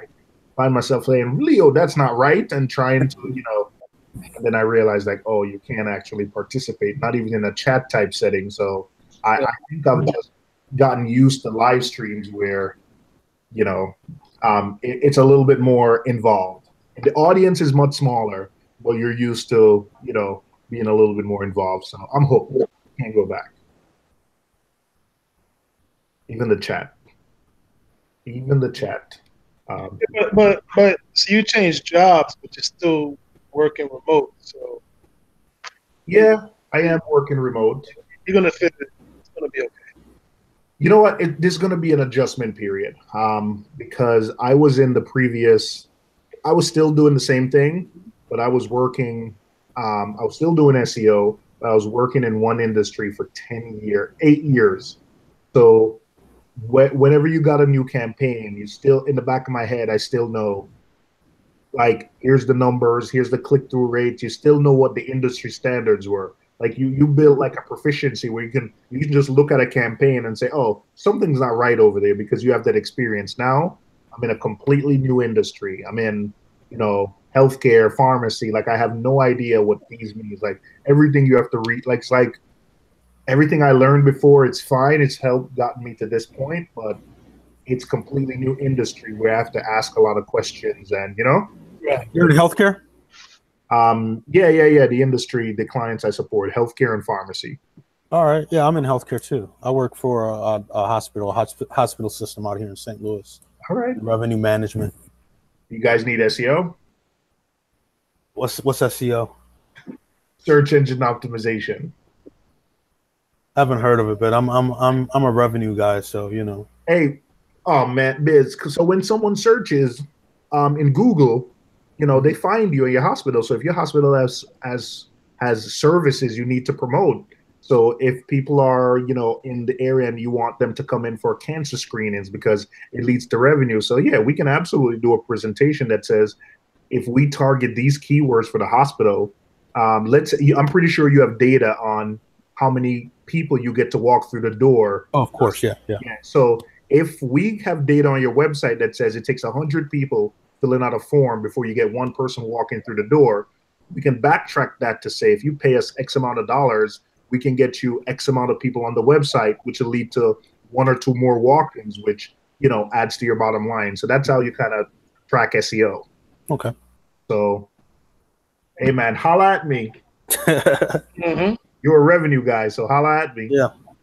The system I work on, it's basically the revenue management system. It does everything from patient check-in, billing, insurance companies. It's huge. I don't know if you ever heard of Sorian before from Cerner. Nope. Yeah, that's what I work on. No. Yeah. But that's basically at the end of the day how, because this stuff isn't cheap, especially for some industries. So that's how basically you can, if you have another healthcare system that is, beating you guys, getting more customers, or you getting more patients, or maybe you want to track a different type of patient. Maybe you're getting, whether you're getting, I hate to say that in healthcare, but you're getting low revenue or high revenue. You want to target a different, or you have a new service that you want to promote. You're not known for something and you want to promote it. People don't know your hospital system for gene therapy, like I was just saying, and you want to promote, you have some new services, though. That's where you would kind of use SEO, because, SEO paid search is basically digital marketing, promoting your services online. Gotcha. That's kind of my so my previous company, it was more higher education. We were like an agency that specialized in higher ed. So if colleges were looking to promote a certain program, get more enrollments, they would come to us. Gotcha. On an unrelated topic, but you just mentioned colleges. Are you familiar with New York Institute of Technology, Long Island? NYIT? Yeah, they got a beautiful sprawling campus out there in Old Westbury, Northern Boulevard. You know what? Yes, I've heard about them. Son, the soccer coach just offered him a full ride to play for them in September. Mm-hmm. Come be a student at the college as well, of course. And I'm just wondering if you know anything about them. Yeah, I mean, if that's, I know a little bit about the school. I think, you and I can talk maybe tomorrow or Saturday about the school. But here's my thought: with the cost of education these days, man, if that's the only full ride your son gets, then I say take it and tell him to go and get 4.0. Because it'll be nice to go to a better school if you can, something with a bigger name. But if it's going to put you $20,000-$30,000 in debt, 50 grand in debt to send him to that school, that's kind of hard for me to recommend either way, because college is expensive, man. College, room and board, that thing is expensive. So if he's getting a full ride, including room and board, sometimes room and board is more expensive than the college tuition itself. If you're no. He's going to live at home with me, and he's going to get a full ride on the. They're not giving room and board? He doesn't need it. It's close. Wait, listen, man. If they're going to give room and board, find out if room and board. They're not offering room and board. They're just offering for him to go there for free.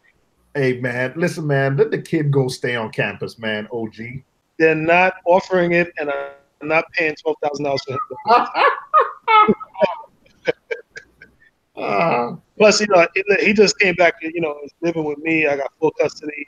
I want him to be here with me. All right, I hear you.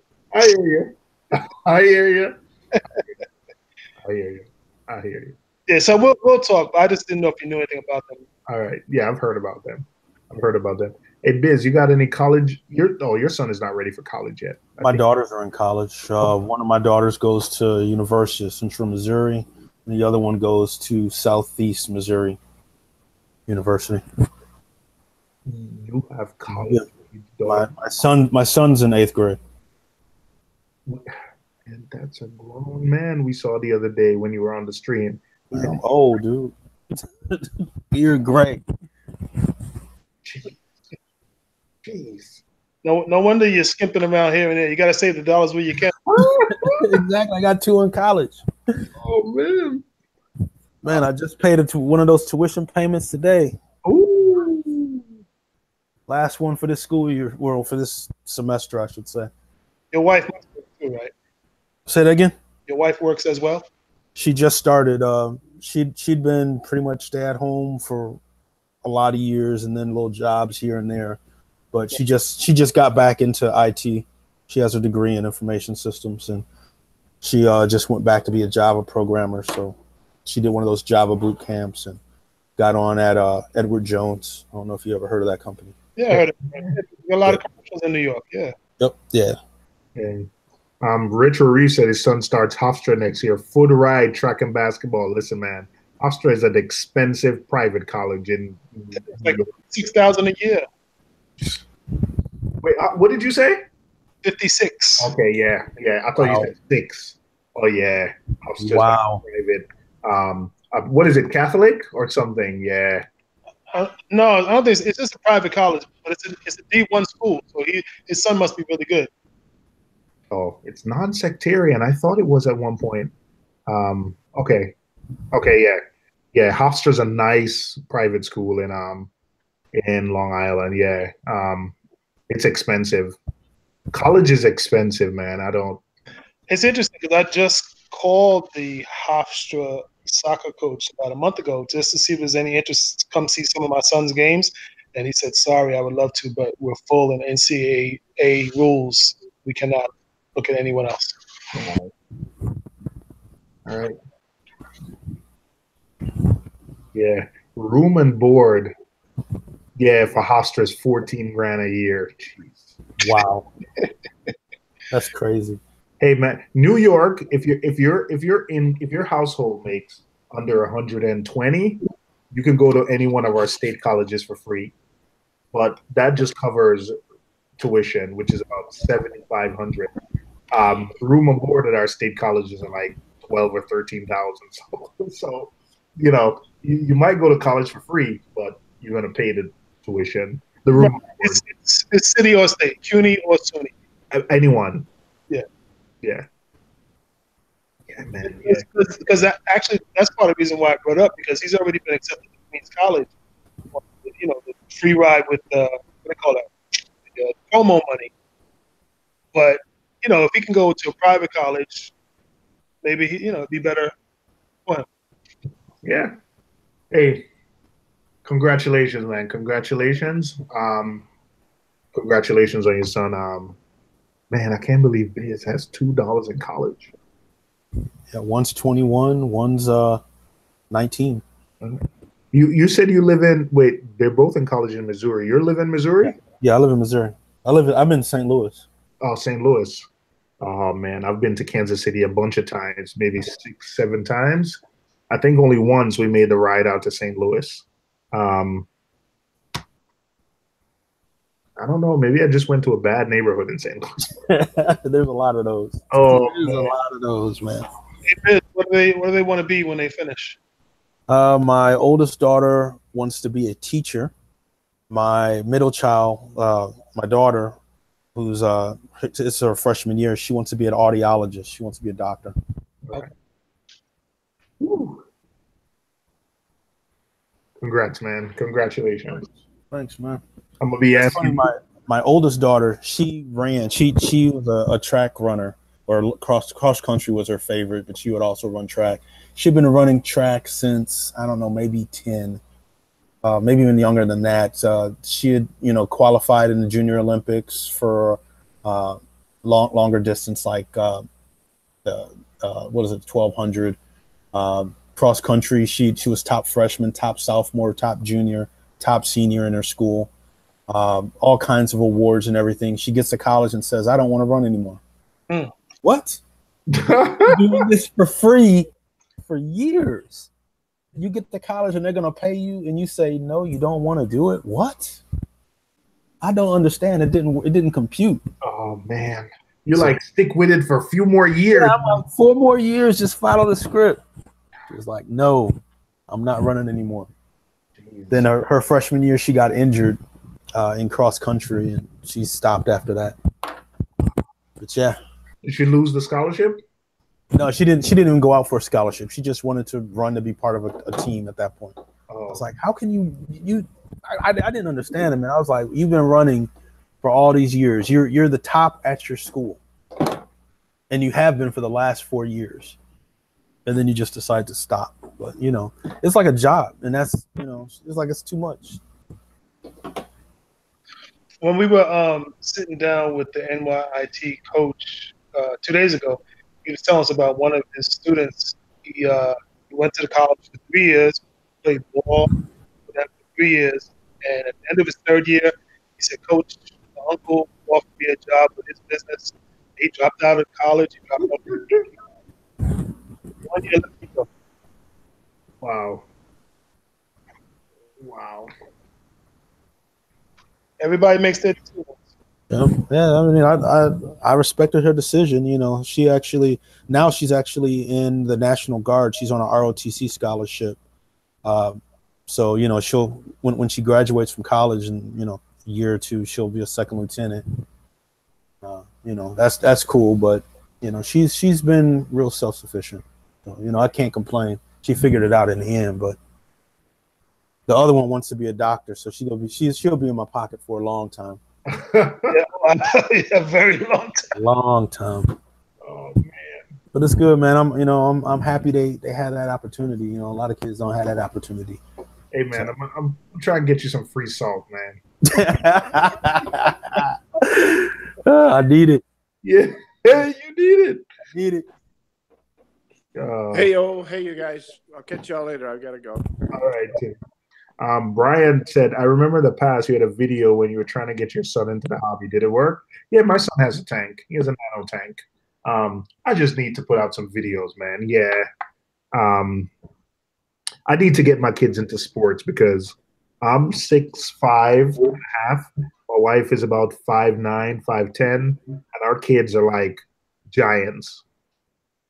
So my big son, he just doesn't have that stick to it. Like if he doesn't get something immediately, he won't stick with it. Like it has to come natural. And then he's like, but my 5-year-old, like he'll stick to it. Like he's at the park and he's shooting. And if he can't get it, if you're at the park for 3 hours, like he'll stay out there and shoot for 3 hours. While my son will be like, oh, if he doesn't hit any of the first 5 shots, the older one, he's like almost ready to give up, but younger son. So I got to find something. I got to get them active, even if not for like a college scholarship or anything. I just feel like, mental health or whatever, just got to get them more active. So that's my goal. Mm-hmm. So, and the only thing my son shoots is video games. I was about to say that.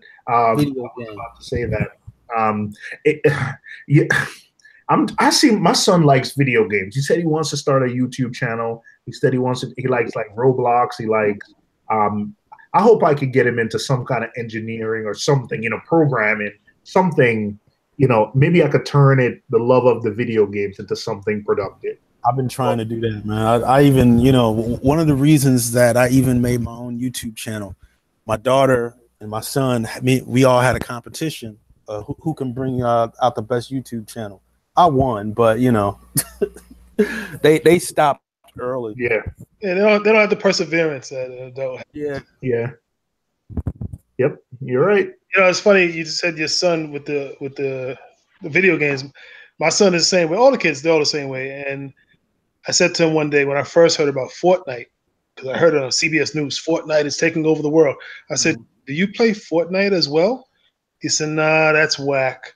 A week later, he's addicted to Fortnite. on the phone, on the computer, on the car ride to go to school in the morning. He's Fortnite. I can't get a word out of him. Fortnite. My son now is hooked up with like Woody's Reef, Woody's son. So I walk in the living room, I hear like the British accent, like, and it's my son's name is Tyler, and Woody's son name is Taylor. So they're like Tyler, and they're like playing like whatever game they're playing.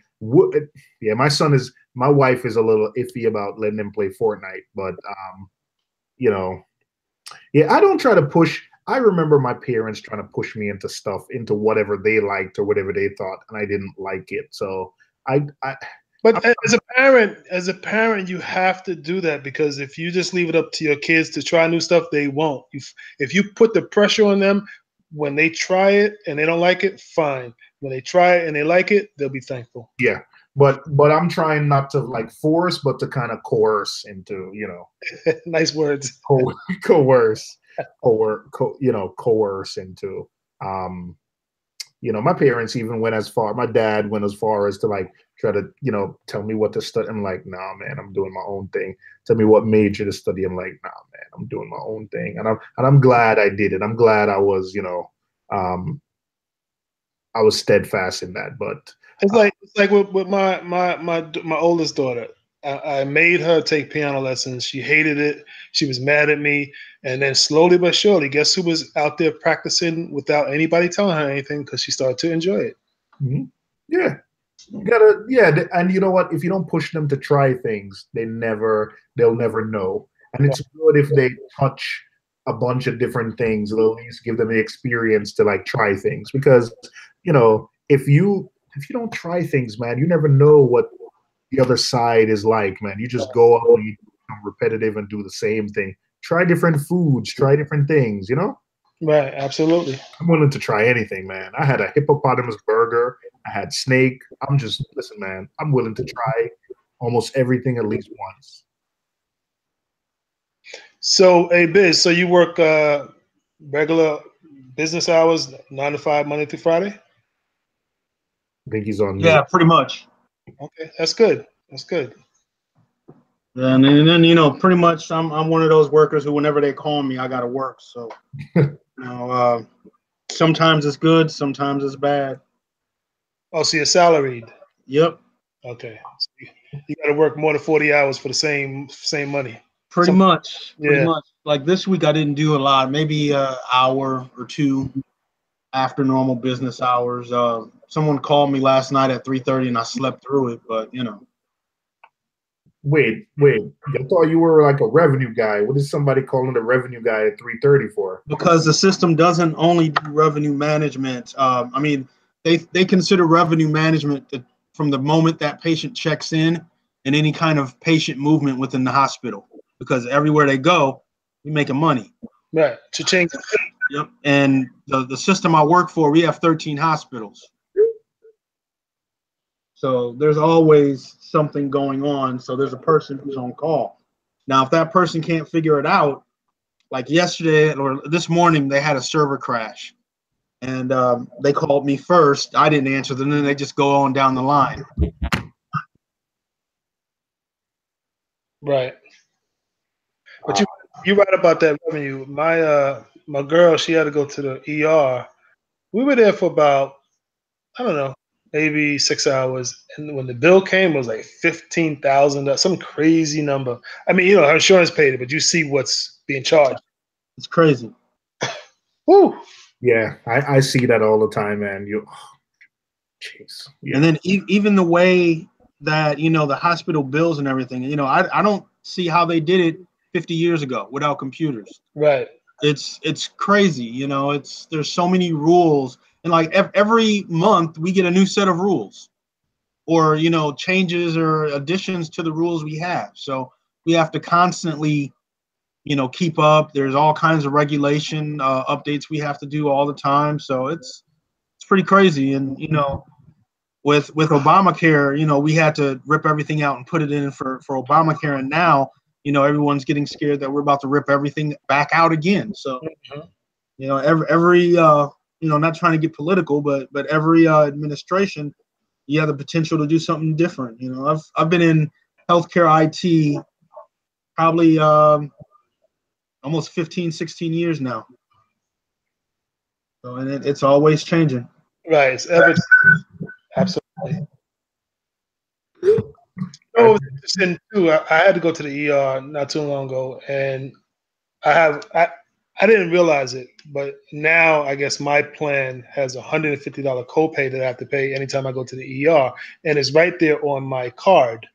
And before the checkout, the young lady came over and said, "Okay, so you have a $150 copay. Can you pay that right now?" And I said, "I don't know anything about this. This is new to me, and I don't have the money. I'll pay it later." So they billed me, and I procrastinated. And maybe about 2 months later, I'm finally ready to pay the bill. So I call up and I say, "Okay, I'm ready to pay the bill. Can you do a discount?" The guy does a little research and he says, "Your HMO wrote it off and they paid it." So I didn't have to pay it. Yeah.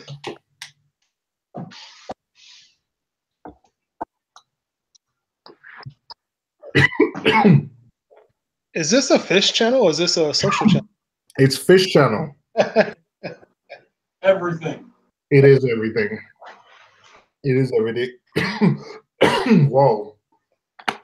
The topic back on fish and equipment and tanks. So I'm trying to plan out my first reef tank, saltwater tank, and I'm trying to figure out what size and what I want to get. And I was thinking about buying a tank from somebody, a couple of people that we know say, "Hey, I'm selling a tank." And then I started watching some videos on YouTube about refurbished tanks and used tanks and these tanks exploding and giving out. And I think I'm just going to buy me a brand new one from a company. That's what I did. I was scared to buy a used tank. It's especially when I got up to like the 180, gallon level. A used 180 gallon is pretty cheap considering how much it is new. Right. When I bought the tank and stand together. I got a warranty on it, so the tank does break and it's on the stand that I bought. Mm-hmm. They'll replace the tank. So I'd rather have that warranty, that peace of mind that if this thing explodes, all I got to do is go back to the LFS I bought it from instead of going back on Craigslist and trying to find a new tank. But yeah, I feel like if somebody had a big tank like with 100-gallon range and they didn't have it leveled and you were putting all this stress on it for years and then you get it, right. And now you go through the trouble of leveling it. Well, it's a little bit off. Yeah, I for those sizes, I absolutely would get a new tank. If it's something like a quick 40 breeder or a 50, I think I would consider a used tank. Something like that's different. Yeah. Yeah, but as big as it is, and I see people, like I have a Red Sea tank. I see people selling these for like ridiculous amount of money. You might as well just, like Biz said, you might as well just put, an extra whatever, a few $100s on it and just get it new with the warranty. Right, because like I saw a few videos and one of them was surprising. It was I think it was a 13,000 gallon tank in a so that this tank was made, you would think, by a professional tank building company. And you should see this tank was bursting out, leaking all over the casino. Imagine if that was in your living room. I think 915 Mang had a friend that used a used tank. It got exploded, and then he took another used tank. He has a name that's similar to DeAndre, but it's not DeAndre. DeAndre?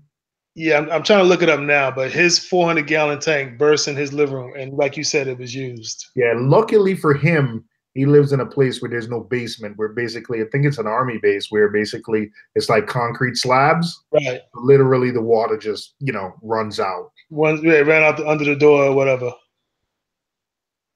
And then somehow, I don't know the details, but then he had another tank that was 300 gallons, and he put everything in there. Yeah, and it was a used tank somebody gave him, I think, too. So and then you see the guy from Canada. He built a 700-gallon tank and it looked like he was doing a great job, but it blew out. He said there was a fault in the glass, but if I knew there was listen, I'm not building that myself. No craziness. No way I'm building that my tank. Hey, what's up, Dave, Nano Tanks, and Steve, and TMG? I'm not. I'm not a handy person. I'm not building that myself. I want to be able to. I don't know, man. When I was younger, I'd build stuff, but now I need somebody I could go to if something goes wrong. I'm not taking the risk of building that myself, you know? Right. Right. Yeah, I'm not. Aquarium Cabinet Solutions. Listen, we'll hire you to build that tank. I'm not building it myself. I'm not a handy person and I would never risk it. Maybe a 10-gallon tank I would, but not anything bigger than that. Not taking that risk. I'm sorry. I am sorry. Anything critical like that to my house structurally, I'm not saying you could get a new tank and something could go wrong, but I don't. That peace of mind, I'd never be able to sleep. Like you said, you want to be able to call up that company and say, "Hey, listen, what you gonna do for me?" Yeah. Yep. Does your homeowner insurance, Brian? Would your homeowner insurance cover if your tank exploded? I asked my insurance guy about that, who's actually a reefer. He says yes, but what I've heard a lot of people do is get renter's insurance also, so you're doubly covered. But I haven't done that. I mean, my stuff is in my basement, so you know, if it blows up, it's not going to like leak through my floor, and you know, my stuff is on the ground level in the basement, so I'm not really too concerned about it. If the tank blows up, then I'll get the warranty from the tank manufacturer, but that's it. You know, I may be able to cover damages, but there's not going to be a lot of damages here. My Apex is in a whole nother cabinet that's, you know, it's closer to the tank, but I don't think it will get soaked and wet. All right. All right. All righty. It is 10:10. Oh man, you're not gonna shortchange us. We're on until 2 in the morning. It is probably 11 Eastern. We've been at it for like 2 hours already, almost 2 hours. Yeah. We'll go a little bit longer, but I'm gonna need to go grab some coffee. So you guys want to talk amongst yourselves while I run down to the lobby and get some more? I'm gonna call it a night. Oh, come on, man. I'm gonna call. I gotta get up, take this boy to school in the morning. All right. All right, man. Take it easy. Yeah, yeah, Biz. Good talking to you, brother. O, good talking to you as always. All right, it's good, man. It's good. Good talking to you. Have a good night. All right, later. Now, I just looked at my bubble tip tank, and one of my bubble tips just split.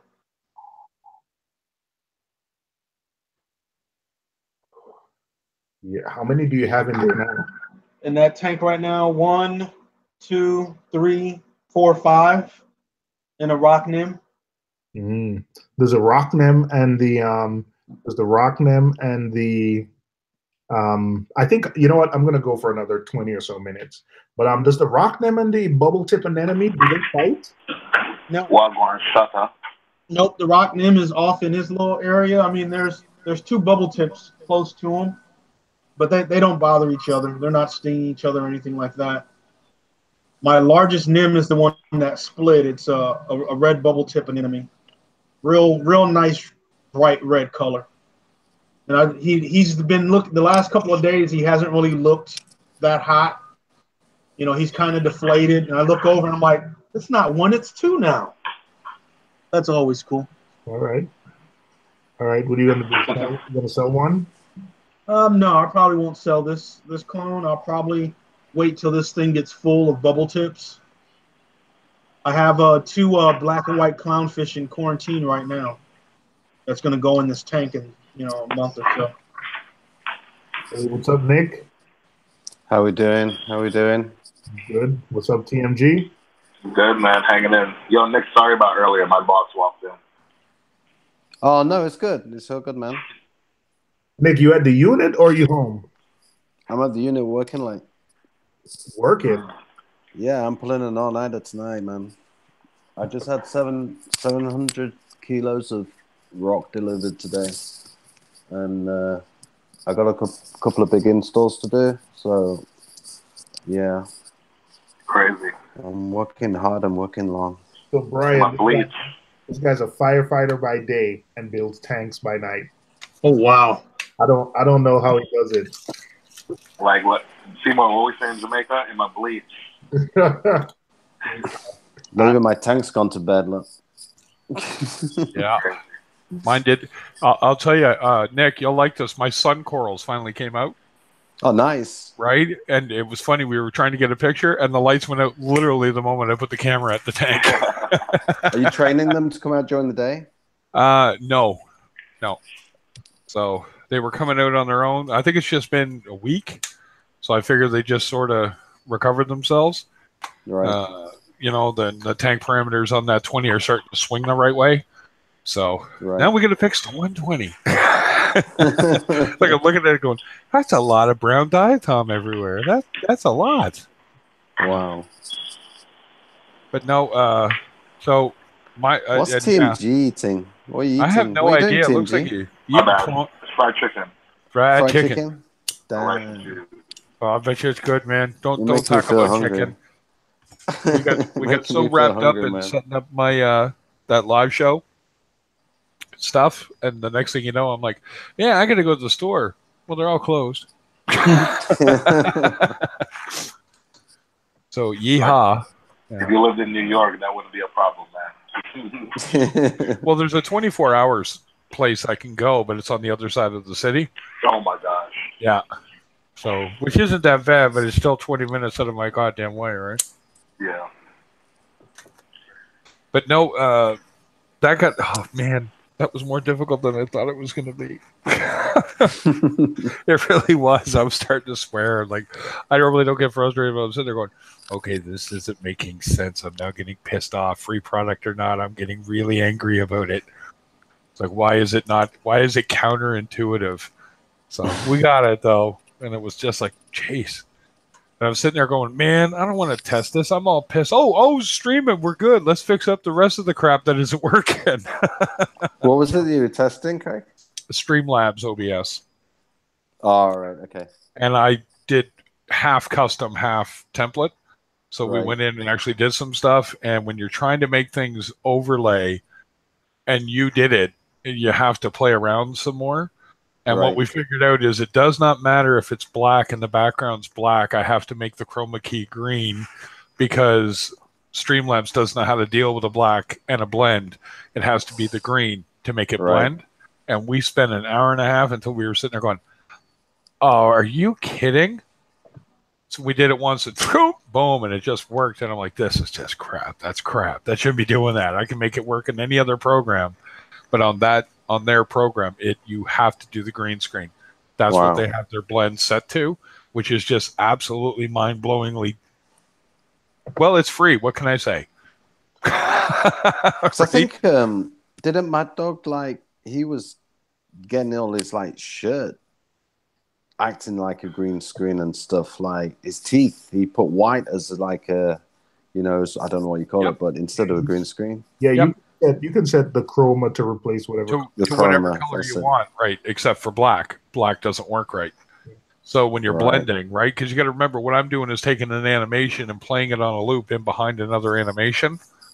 So for whatever reason, it doesn't want to play friendly. That's it. No big deal. I'll make the change later and make it perfect, right? But we're like, I'll make it work for now. But it was like an hour and a half before we both sat there and went, wow, wait a minute. It's got to be that. Why? Because everything else isn't working. It's got to be that. And then I look it up, and sure enough, it says use green as the chroma key if you're going to overlay animations. And I'm like, oh, well, that's an hour and a half of my life I'm not getting back. Well, that's why I'll keep it simple. Yeah. Well, it's pretty simple. Actually, you know what, though? Once you understand what they're doing, it was simple. If I were a beginner, and I was trying to make it work, there were things in that stupid program that were like, that makes no sense. Why is it that you tell me I got to use, let's say, for instance, a URL, and I go in to use a URL, but that's not how you do it. You have to go down here, click this, and this, and then open this, and then paste the URL. Yet it's right in front of your face when you first go in. So it's just this aggravating process of figuring out, like, oh, I can copy it from here, but I can't put it in here. I have to go through here. So, and man, their tutorials are just crap. I got it now. I know how to use it, but compared to like HitFilm 4 Express, which is actually a complicated editing program, is more intuitive. I don't get it. It was just like, okay, I got it now, but it was just aggravating the living hell out of me. Anyway, that's enough about that. I'll give it the Forrest Gump. And that's all I've got to say about that. So were we tech talking at all? What are you talking about tonight, Oh? Hey, what was you talking about the cabinet? What were you saying about the cabinet? You didn't trust building your own cabinet? No, I don't. I'm not very handy. Absolutely not. I could send you like bulletproof blueprints. Mm-mm. Not gonna happen. Still wouldn't want it. No, still won't do it. I would tell you something. No, I'm not. If I do it, it's not gonna look good. So I'd rather not do it. Oh, I can understand that. I don't trust myself to do it, and I'd rather. Listen, it's not going to look good. Let's just say that I'm the least handiest person. So no, I hear you.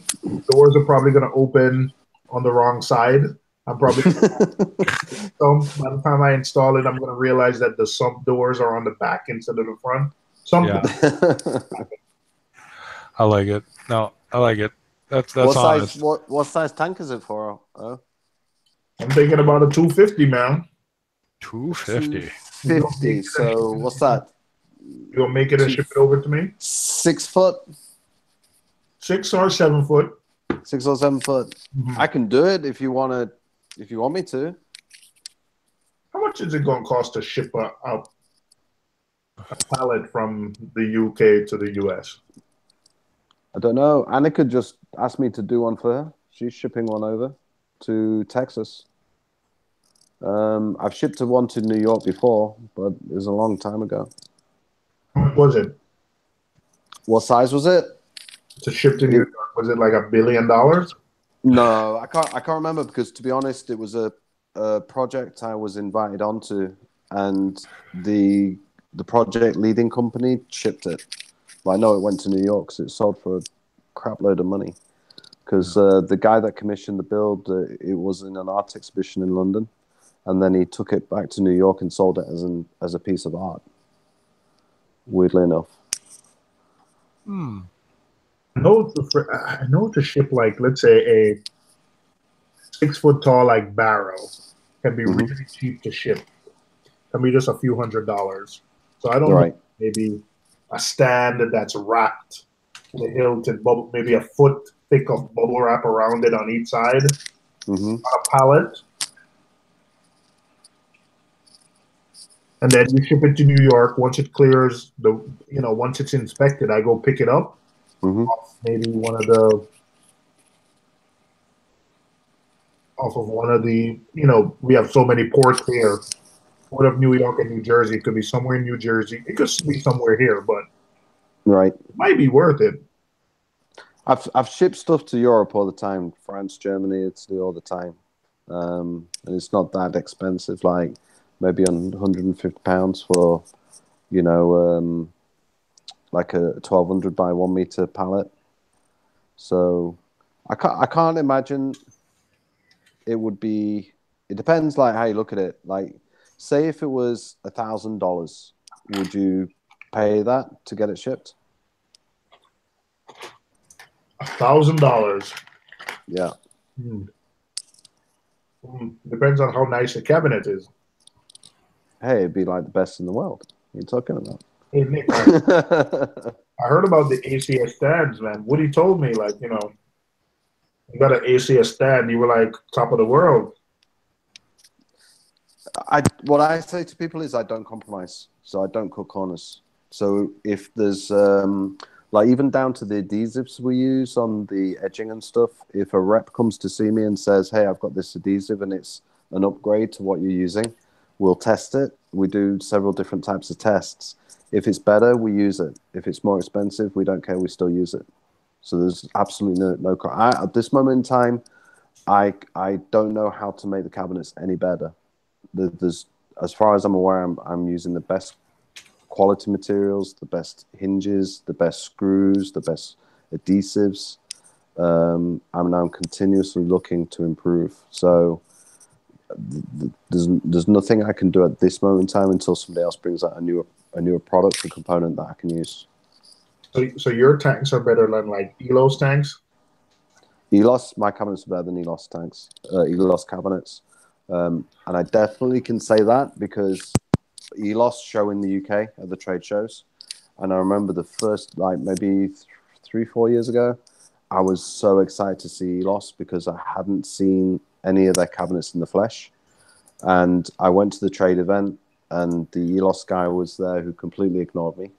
And I inspected their cabinets, and I was so surprised at how they made them, the components they used, because they weren't top of the line components. And I was actually disappointed because I actually wanted to learn. I was hoping that I was going to look at the cabinet kind of like in awe and say, what can I learn from this? And I came away with nothing. I was disappointed because I'd held them in such high esteem for such a long time. The tanks, you know, they are nice. The glass they use, the silicon in, everything is very much perfection.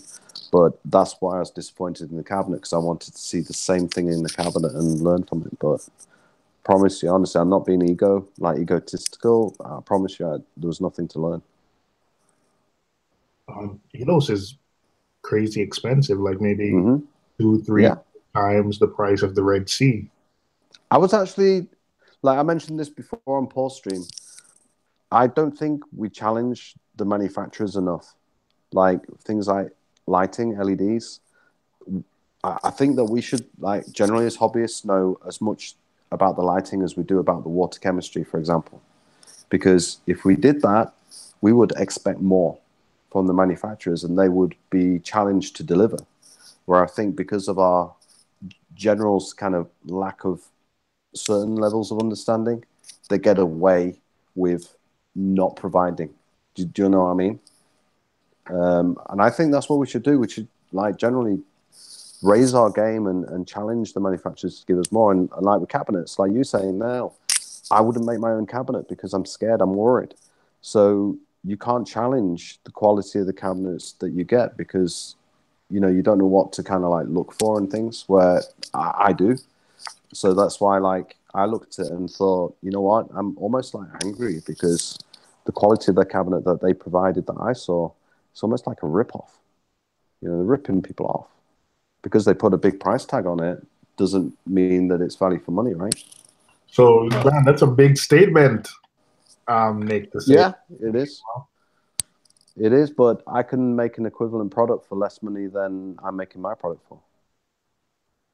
Elos tank, you know, by the time you put it together, let's say you get a Red Sea, you know, Reef for $425, it's going to be about $3,000.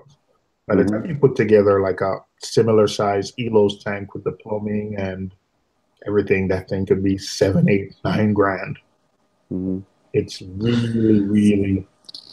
I mean, don't get me wrong. Like the tanks are good. The plastic they use for like the weir boxes, the way they have machined that and fabricated is really nice. It's really slick.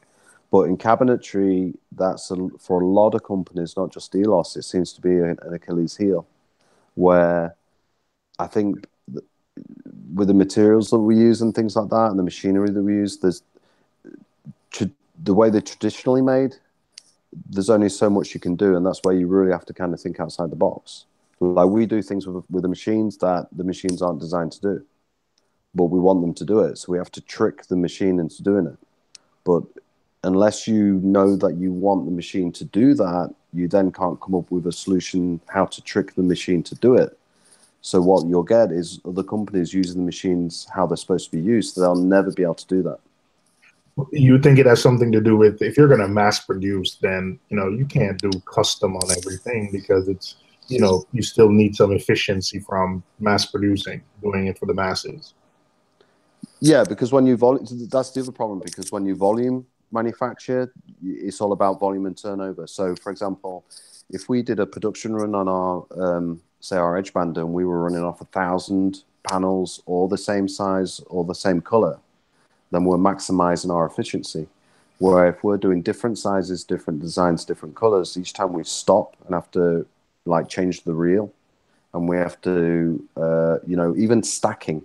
Like the big manufacturers, what they'll do is they'll do, say, like 1,000 shelves, all the same size. So then when they're pulling it off the other end of the machine and they're stacking it onto pallets, they're stacking all of the same size components. So what happens in the second stage of the process is the build process. What you get is people that are on benches and they pick like 2 shelves off this pallet, a left gable end off this pallet, a right gable end off that pallet, and then they put it onto a trolley, and then they wheel that to the bench makers that then assemble that. So everything's very efficient, very, very quick. So you can't do that with custom.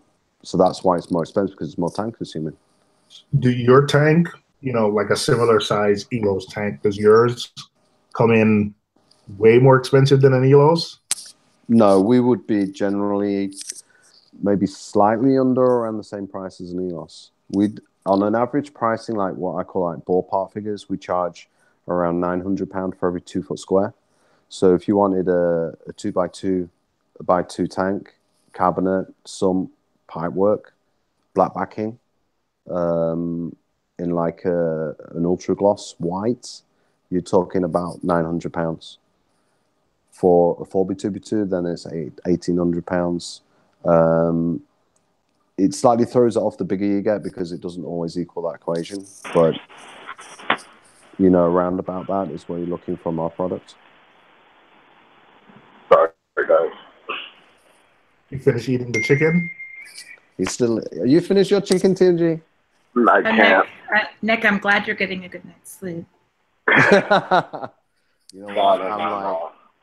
Nick doesn't sleep. Are you kidding? Well, no, that's earlier we were talking, and he's like, I got to get to bed. I'm like, okay, bye. See you later. I was thinking about it, and then I thought, you know what? But you're a vampire, and then you remember, wait a minute, I'm a vampire. I don't sleep. Yeah. I thought I'd jump in because I was still here, and I've missed pretty much every live stream he's done. So it made me feel bad. I tried to get in earlier. Like I said, I ended up fighting with the program, but I got it. And now I'm in here. I did a drive-by super chat on her. I wasn't even in it, and I just super chatted. Yeah. I didn't hear what was going on or anything. I just laid down like a quick super chat for him. There you go. I just wanted to come in and say hi, and I was listening to the manufacturing conversation. Oh, thank you for joining. It's one of those subjects I think can get. I priced what a 450-pound tank would cost you to ship, and air freight with UPS, give or take the distances and everything delivered, was $500. That's not bad. So, but that was messing around a little fast and loose with the sizes and that. But give or take, I mean, that's really not bad for that size of tank, custom sent or cabinet, not tank, cabinet. Yeah. You think it is until you go out and get something built like that and find out that it costs a lot more. That's the thing. Like I think that's gonna be the limiting factor on why I would never go above like a 180. It's just that the price gets exponentially deeper. Like, no, I agree. Ridiculous. I agree. Yeah, and you should be going steel once you go over a certain size too, just to make sure it takes the stress. Yeah. I don't know with that one. I'll be honest. The biggest wooden-based cabinet. Yeah, the biggest wooden-based cabinet I've made for a tank. The tank was 8 foot long, 44, nearly 4 foot front to back, and 32 inches high. Crazy. Nick, here's a question for you. Sure. Since you're a wood guy, how is it possible that Red Sea can make like the Red Sea Reaper 6? What is it, the 650 XLs on those plywoods? How is that possible that they can sustain so much weight? Versus if you go on like Reef forums or like how, well, maybe, I don't know if you guys do the same as us in Americans, we use 2x4s out the ass. Like my stand can probably support a couple SUVs. You know, are there crossbars on those, the MDF stands? Because MDF, because as long as you have 4 sides and they're well bracketed, they can hold, like, I don't want to say infinite amounts of weight, but if you just look at like the physics, the issue you would have is if somebody bumped it hard enough, then the whole thing would collapse. But as long as it has a lot of vertical strength, but it doesn't have that tensile strength. Yeah, that's what I was going to ask. Is it depends on the bracketing if there's. Yeah, if you look in construction, like you'll see this, you know, like crane jibs and stuff like that. You'll see when they do the metal work, and in things like warehousing in the trusses, you know, the iron trusses that hold up the roof. What they use is triangulation, because triangulation is the strongest shape in like load-bearing shape, right? So that's what we do. So in our cabinetry, we use triangulation. So where Annika was saying about the four sides of a box, what we would then do then is put support panels that are tied into, say, the right-hand gable, or the right, we call them gables, but the right-hand side of the cabinet, the top and the bottom, and then they're tied in. So that then gives you the triangulation. So then if you imagine you're trying to rock that cabinet left and right, it can't because it's tied in. In terms of like compression and crushing of like the MDF or the MFC particular boards, it's actually really, really strong. Warping and things like that. I prefer to use MFC from a construction point of view instead of like real wood, because the problem with real wood is as it swells and contracts with moisture and heat, the grain in the wood acts as like sinew. So the wood wants to expand and contract, but the grain keeps it in, you know, in a certain, wants to keep it in a certain pattern. So what it does is it warps and twists. And that warping and twisting in the wood is a very, very strong force.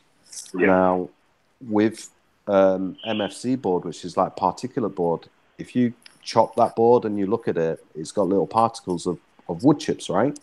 Now, what happens is that surrounding each of those wood chips is like air. So what it means is that board, what we call the core of the board, when it wants to heat up and it wants to expand, it can, because there's area around it, so it can expand and contract without distorting the board. So when you look at it, do you want a board that distorts when it heats and cools, or do you want a board that retains its shape, its rigidity, its integral strength? So people see MFC and MDF as a cheaper board, but actually in terms of, you know, integral strength, it's actually stronger than solid wood. I know what you're saying. I know what you're saying, Tim G, about people using like 2x4s. I'll be honest, it's like what I say to people about reefing. It's almost like reefing with fear. You know, people are afraid they haven't got enough light, enough flow, enough food, so they end up overfeeding the fish, putting too much flow into the tank and overlighting the coral and burning them, right?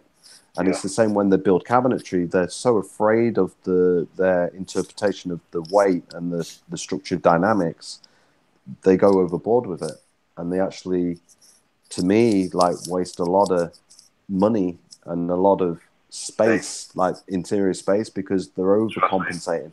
Yeah, they're overcompensating because you know, what if it fails? What if, like O was saying, like I'd be worried about doing it because it's like a lot of weight, you know. But in reality, it's the MFC MDF is really strong. There's certain limitations. Just don't get it wet. Yeah, the problem is with the Red Sea ones. For me, I've done a number of refurbs on Red Sea cabinets, and the problem with it is with MFC is as soon as you puncture the board and you don't make that hole, like fill it with resin or something to make it watertight, any water that goes into that board, it's dry, so it's going to expand. So I've had a couple of refurb where people have asked me to remake panels where that's happened. But that's the worst part about that stuff is when it bloats up. Yeah, we call it blowing. So when the panels blow, I mean, it's like when you cut into the boards, they're very dry. So we have a principle of when we cut the boards, they're edged and sealed within a few hours. Mm-hmm. If we leave the boards overnight, and even in a warehouse, it'll absorb moisture out the air. Yeah, just from the air. And you can get a deviance of, it doesn't sound a lot, but you can get a deviance of like 0.3 to 4 mil.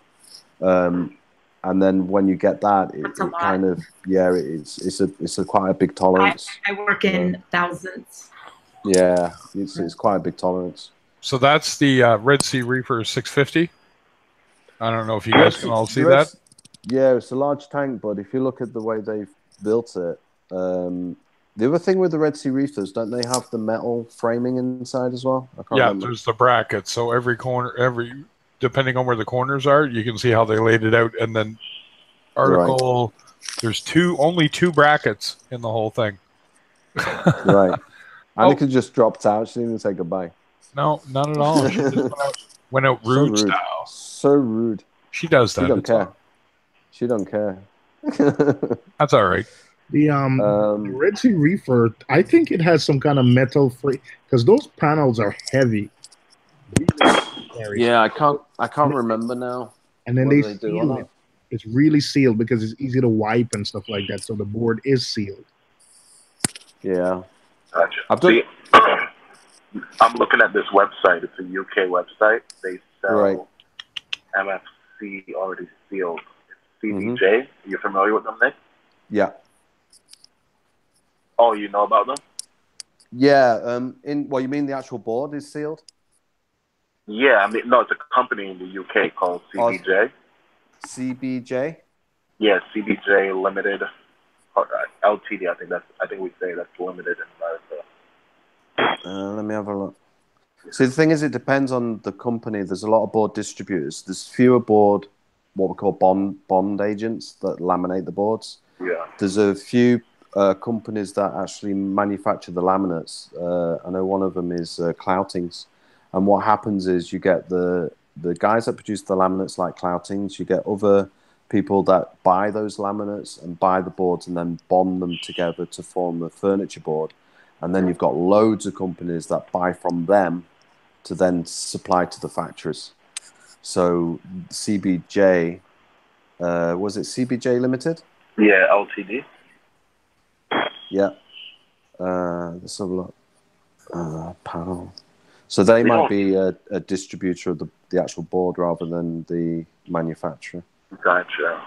When I type in MDF, MFC, it's all UK stuff that comes up. It's like not even in America. Yeah, it's used a lot over here. But yeah, CBJ, it looks like they're like a distributor. Even they like cut boards and spray boards, so they're more like a manufacturer. Like a manufacturer stroke supplier. So I use a company called Panelco and Lawcris and Latham's in the UK. So Panelco have some really exciting finishes by several different companies. So I can get a range of different stuff from those guys. So I love finding new finishes all the time. But are you worried about buying a Red Sea and it like a Red Sea roof and it collapsing or something? Or no, so so my current stand for the 40 breeder is I made it out of 2x4s, like a lot of 2x4s, and basically it's so tight. I can't even my sump. I had to cut out a side door if I wanted to ever remove my sump. I have to slide it out from the side. Yeah, I'll be honest, TMG like massive overkill for that size tank. Dude, it's ridiculous. It's a ridiculous overkill. It's my first. I was scared. Yeah, and like I said, people are always worried, so they don't realize what can be done, right? I mean, stuff like that. Mm-hmm. If you want TMG, I can give you a blueprint with the design of the cabinet built. The design exploded, so all the panels exploded out, so you can see how they all fit together. I can put on there all the dimensions of each and every panel, and even where the screws need to be located. You can take. Just about to ask you that. Yeah, I can do that. You can take it to. I don't know if you have hardware stores where they provide you with the wood, but they'll cut it to size for you. And then you can. I'm looking for the MFC wood, and I don't see. I mean, Home Depot. That's the thing. I don't know who sells it here. Right. What is it? MFC you don't need to MDF? Yeah, there'll be furniture boards. You'll have companies that make furniture. So Let me see if I can do this. I'll throw you up a quick blueprint into the chat, and you can see this kind of thing that I can send you. I need to find one. Most of these are on my laptop. I see MDF. I've seen it before. It's like that. It's kind of like compressed wood shaving, like yeah, it's called medium. Kind of like sawdust, all compressed. Yeah. Yeah. And how thick are you guys running them? 3/4? MDF I'll use at 19 mil. 19 mil. That's, you gotta speak American. 19 mil is 2 centimeters? And 2 centimeters. 19 mil. Yeah, just short of 2 just short of 2 centimeters. 2 centimeters is a third, 0.6. So it's a little. You guys are a little shy of 3/4 of an inch. Okay. Yeah, right. I think our standard over here, it looks like 3/4 is the standard. Yeah, normally it'll be pretty universal. Yeah, so we're pretty close. Because a lot of the machinery comes from Germany that's used in manufacturing. Gotcha. So it's normally pretty universal. Some Italian companies as well do the machinery. Let me Google that real quick.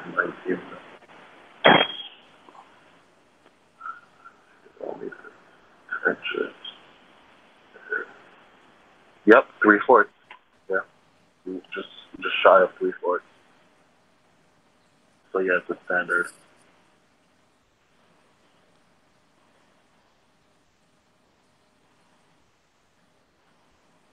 I want O to order an aquarium from me. That'd be cool. I'll even give them discount. Yeah. So the next tank, I actually talked to somebody selling one today and having a rough time negotiating because he doesn't want to sell it without the stand, and it's a 2x4 stand. It's complete overkill. Right. It's a deep blue 80-gallon rimless. So right. It's what's the dimensions again? I think it's 48 long, 24 inches front to back, and I want to say 18 inches high. Which I like the shallow appeal of the tank. Right. Yeah. It just requires so much less light. With the shallower tanks. Yeah. And they're easy to working as well. Yeah, definitely. So I put in the Hangout chat TMG like an exploded design, and then I put in like a picture of one of my cabinets with the door open. Okay. So you can see an example of what we do. That's just like a small cabinet.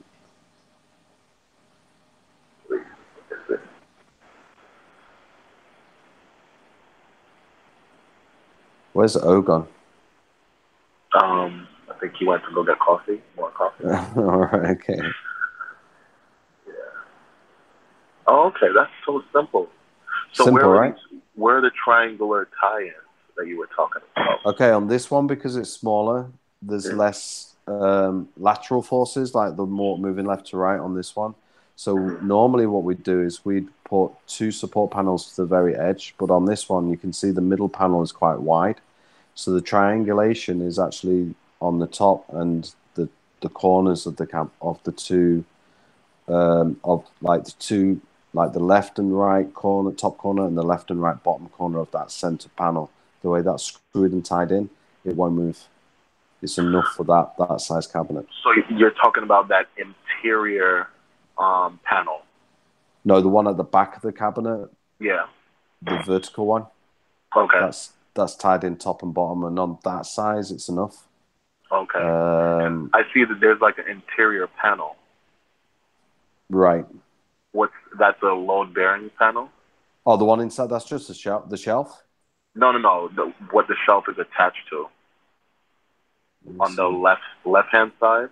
Oh, yeah, the left-hand side and the right side. Yeah, on that, they're not actually attached. Oh, yeah, sorry, it is. Yeah, that's got an interior cabinet, so that shelf is also screwed in to stop the sides from bowing out. Going left and right. Okay. Yeah, and then the panel that you see on the outside is screwed onto that panel, so it's like cladded again with the gloss panels. Gotcha.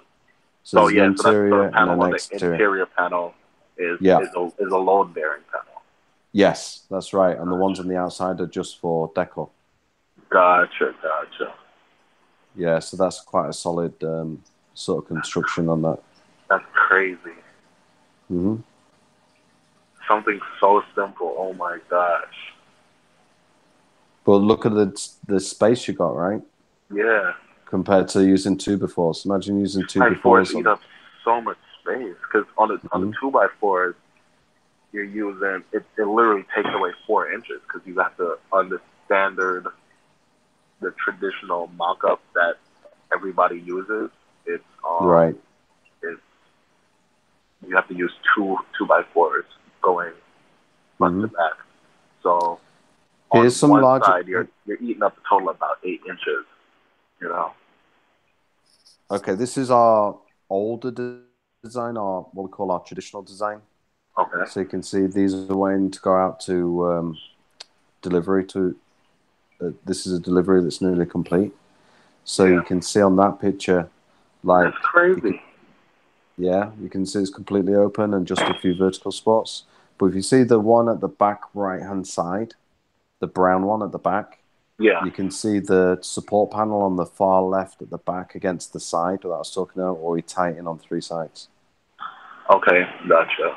And that panel in the front, is that a load-bearing panel as well? That's a load-bearing panel, yeah. Anything, if you get something that's 65 centimeters left to right, that horizontal panel will bow. So you need to put some kind of strengthening into it.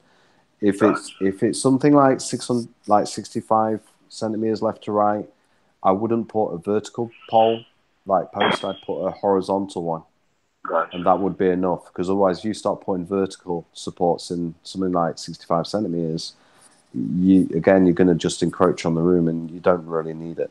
But then when you get to like 4 foot, then you need to start putting a vertical in there. Gotcha. So you can see those tanks there. The black one is 5 foot at the front. The light oak one behind it is 6 foot. And the ones at the back, they're all 4 foots in that picture. Oh, okay.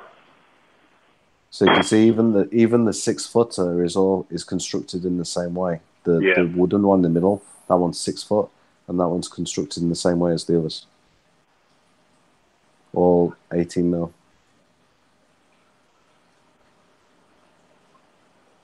Oh crap! I just looked at the dimensions for the 80 gallon.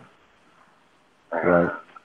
It's 16 inches high. I thought it was 18 inches high. Right. So 1.5 foot. Yeah, nah, that's a little too shallow. I wanted 18 inches. I like it's gonna be shallower. 20, 22. Yeah. I like 20, 22 as well, but there's nothing standard. Oh no, 16. Wait, length, width, height. Yeah, okay, yeah, it is 16. Okay. My 40 breeder is 16. Okay. Yeah, that's what I was. I do prefer 20, but 20 is, I think it comes out to about 100 gallons flat or about 110 gallons. Hey, I'm just letting everybody know that I think shut it down in like 10 minutes. No worries. So you're gonna be ordering or what? Yeah, Nick will follow up privately, but I think so. I gotta figure out the shipping. Like what Craig was saying, that shipping sounds like really cheap. Yeah. Yeah. But, what I'll do, if you want to order, I'll help you out, so I can like meet you halfway with discounting, right? Heck yeah. Heck yeah. Heck yeah. They're like an ACS cabinet, the first one in America with an ACS cabinet. There you go. Nice. Nice. Seymour, where are you at right now? Memphis. Nice. How are you liking it? Today was 80 degrees, man. Oh my gosh. I hate you.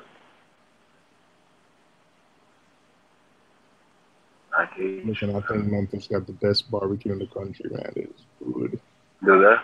Yeah. But I'm on a diet, man, so.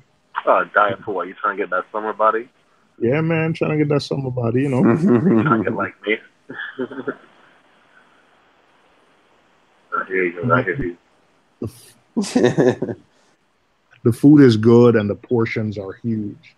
Because when they bring the portion, it's not like the New York portion. No, everything's big down south, man. And it's cheap. Jeez. Cheap to live. Have you bumped in? Crazy. Everybody drives a truck down there too, probably. Let me see. You know what? I really wasn't paying attention. There's a lot of trucks down here, though. But yeah. Yeah, man, it's nice down there. It's just different. Everybody's so friendly. Southern friendly. Yeah. I'm pretty sure if you piss them off, they get nasty, right? Oh, yeah. You like go everybody, get back right? to New York. Go back to New York. Oh, man. Look, you guys probably think people from the South are like illiterate in the UK. Yes, what, Tim G? I said you guys probably think American Southerners are like illiterate in the UK. No, not the ones I met. Hey, I'm gonna send you some temptation. All right. Cool. All right, guys. I think, to be honest, I think I'm falling asleep. All right, man. Are we boring you up? Has it been a long day? It has been a long day, and tomorrow's gonna be a long day too. Oh man! Here you go. Don't make the money. All right. Gotta make the money. Everybody for joining. Thank you, Nick. We'll follow up. Thank you. Yeah, no problem. EMG. Thank you, Brian. Everybody in the chat. American Reefing, Myers Reef, Death Mage, DM's Reef. I know we had Reef Keeper earlier. Let me look. Reef Jeeves, Annika, X Method.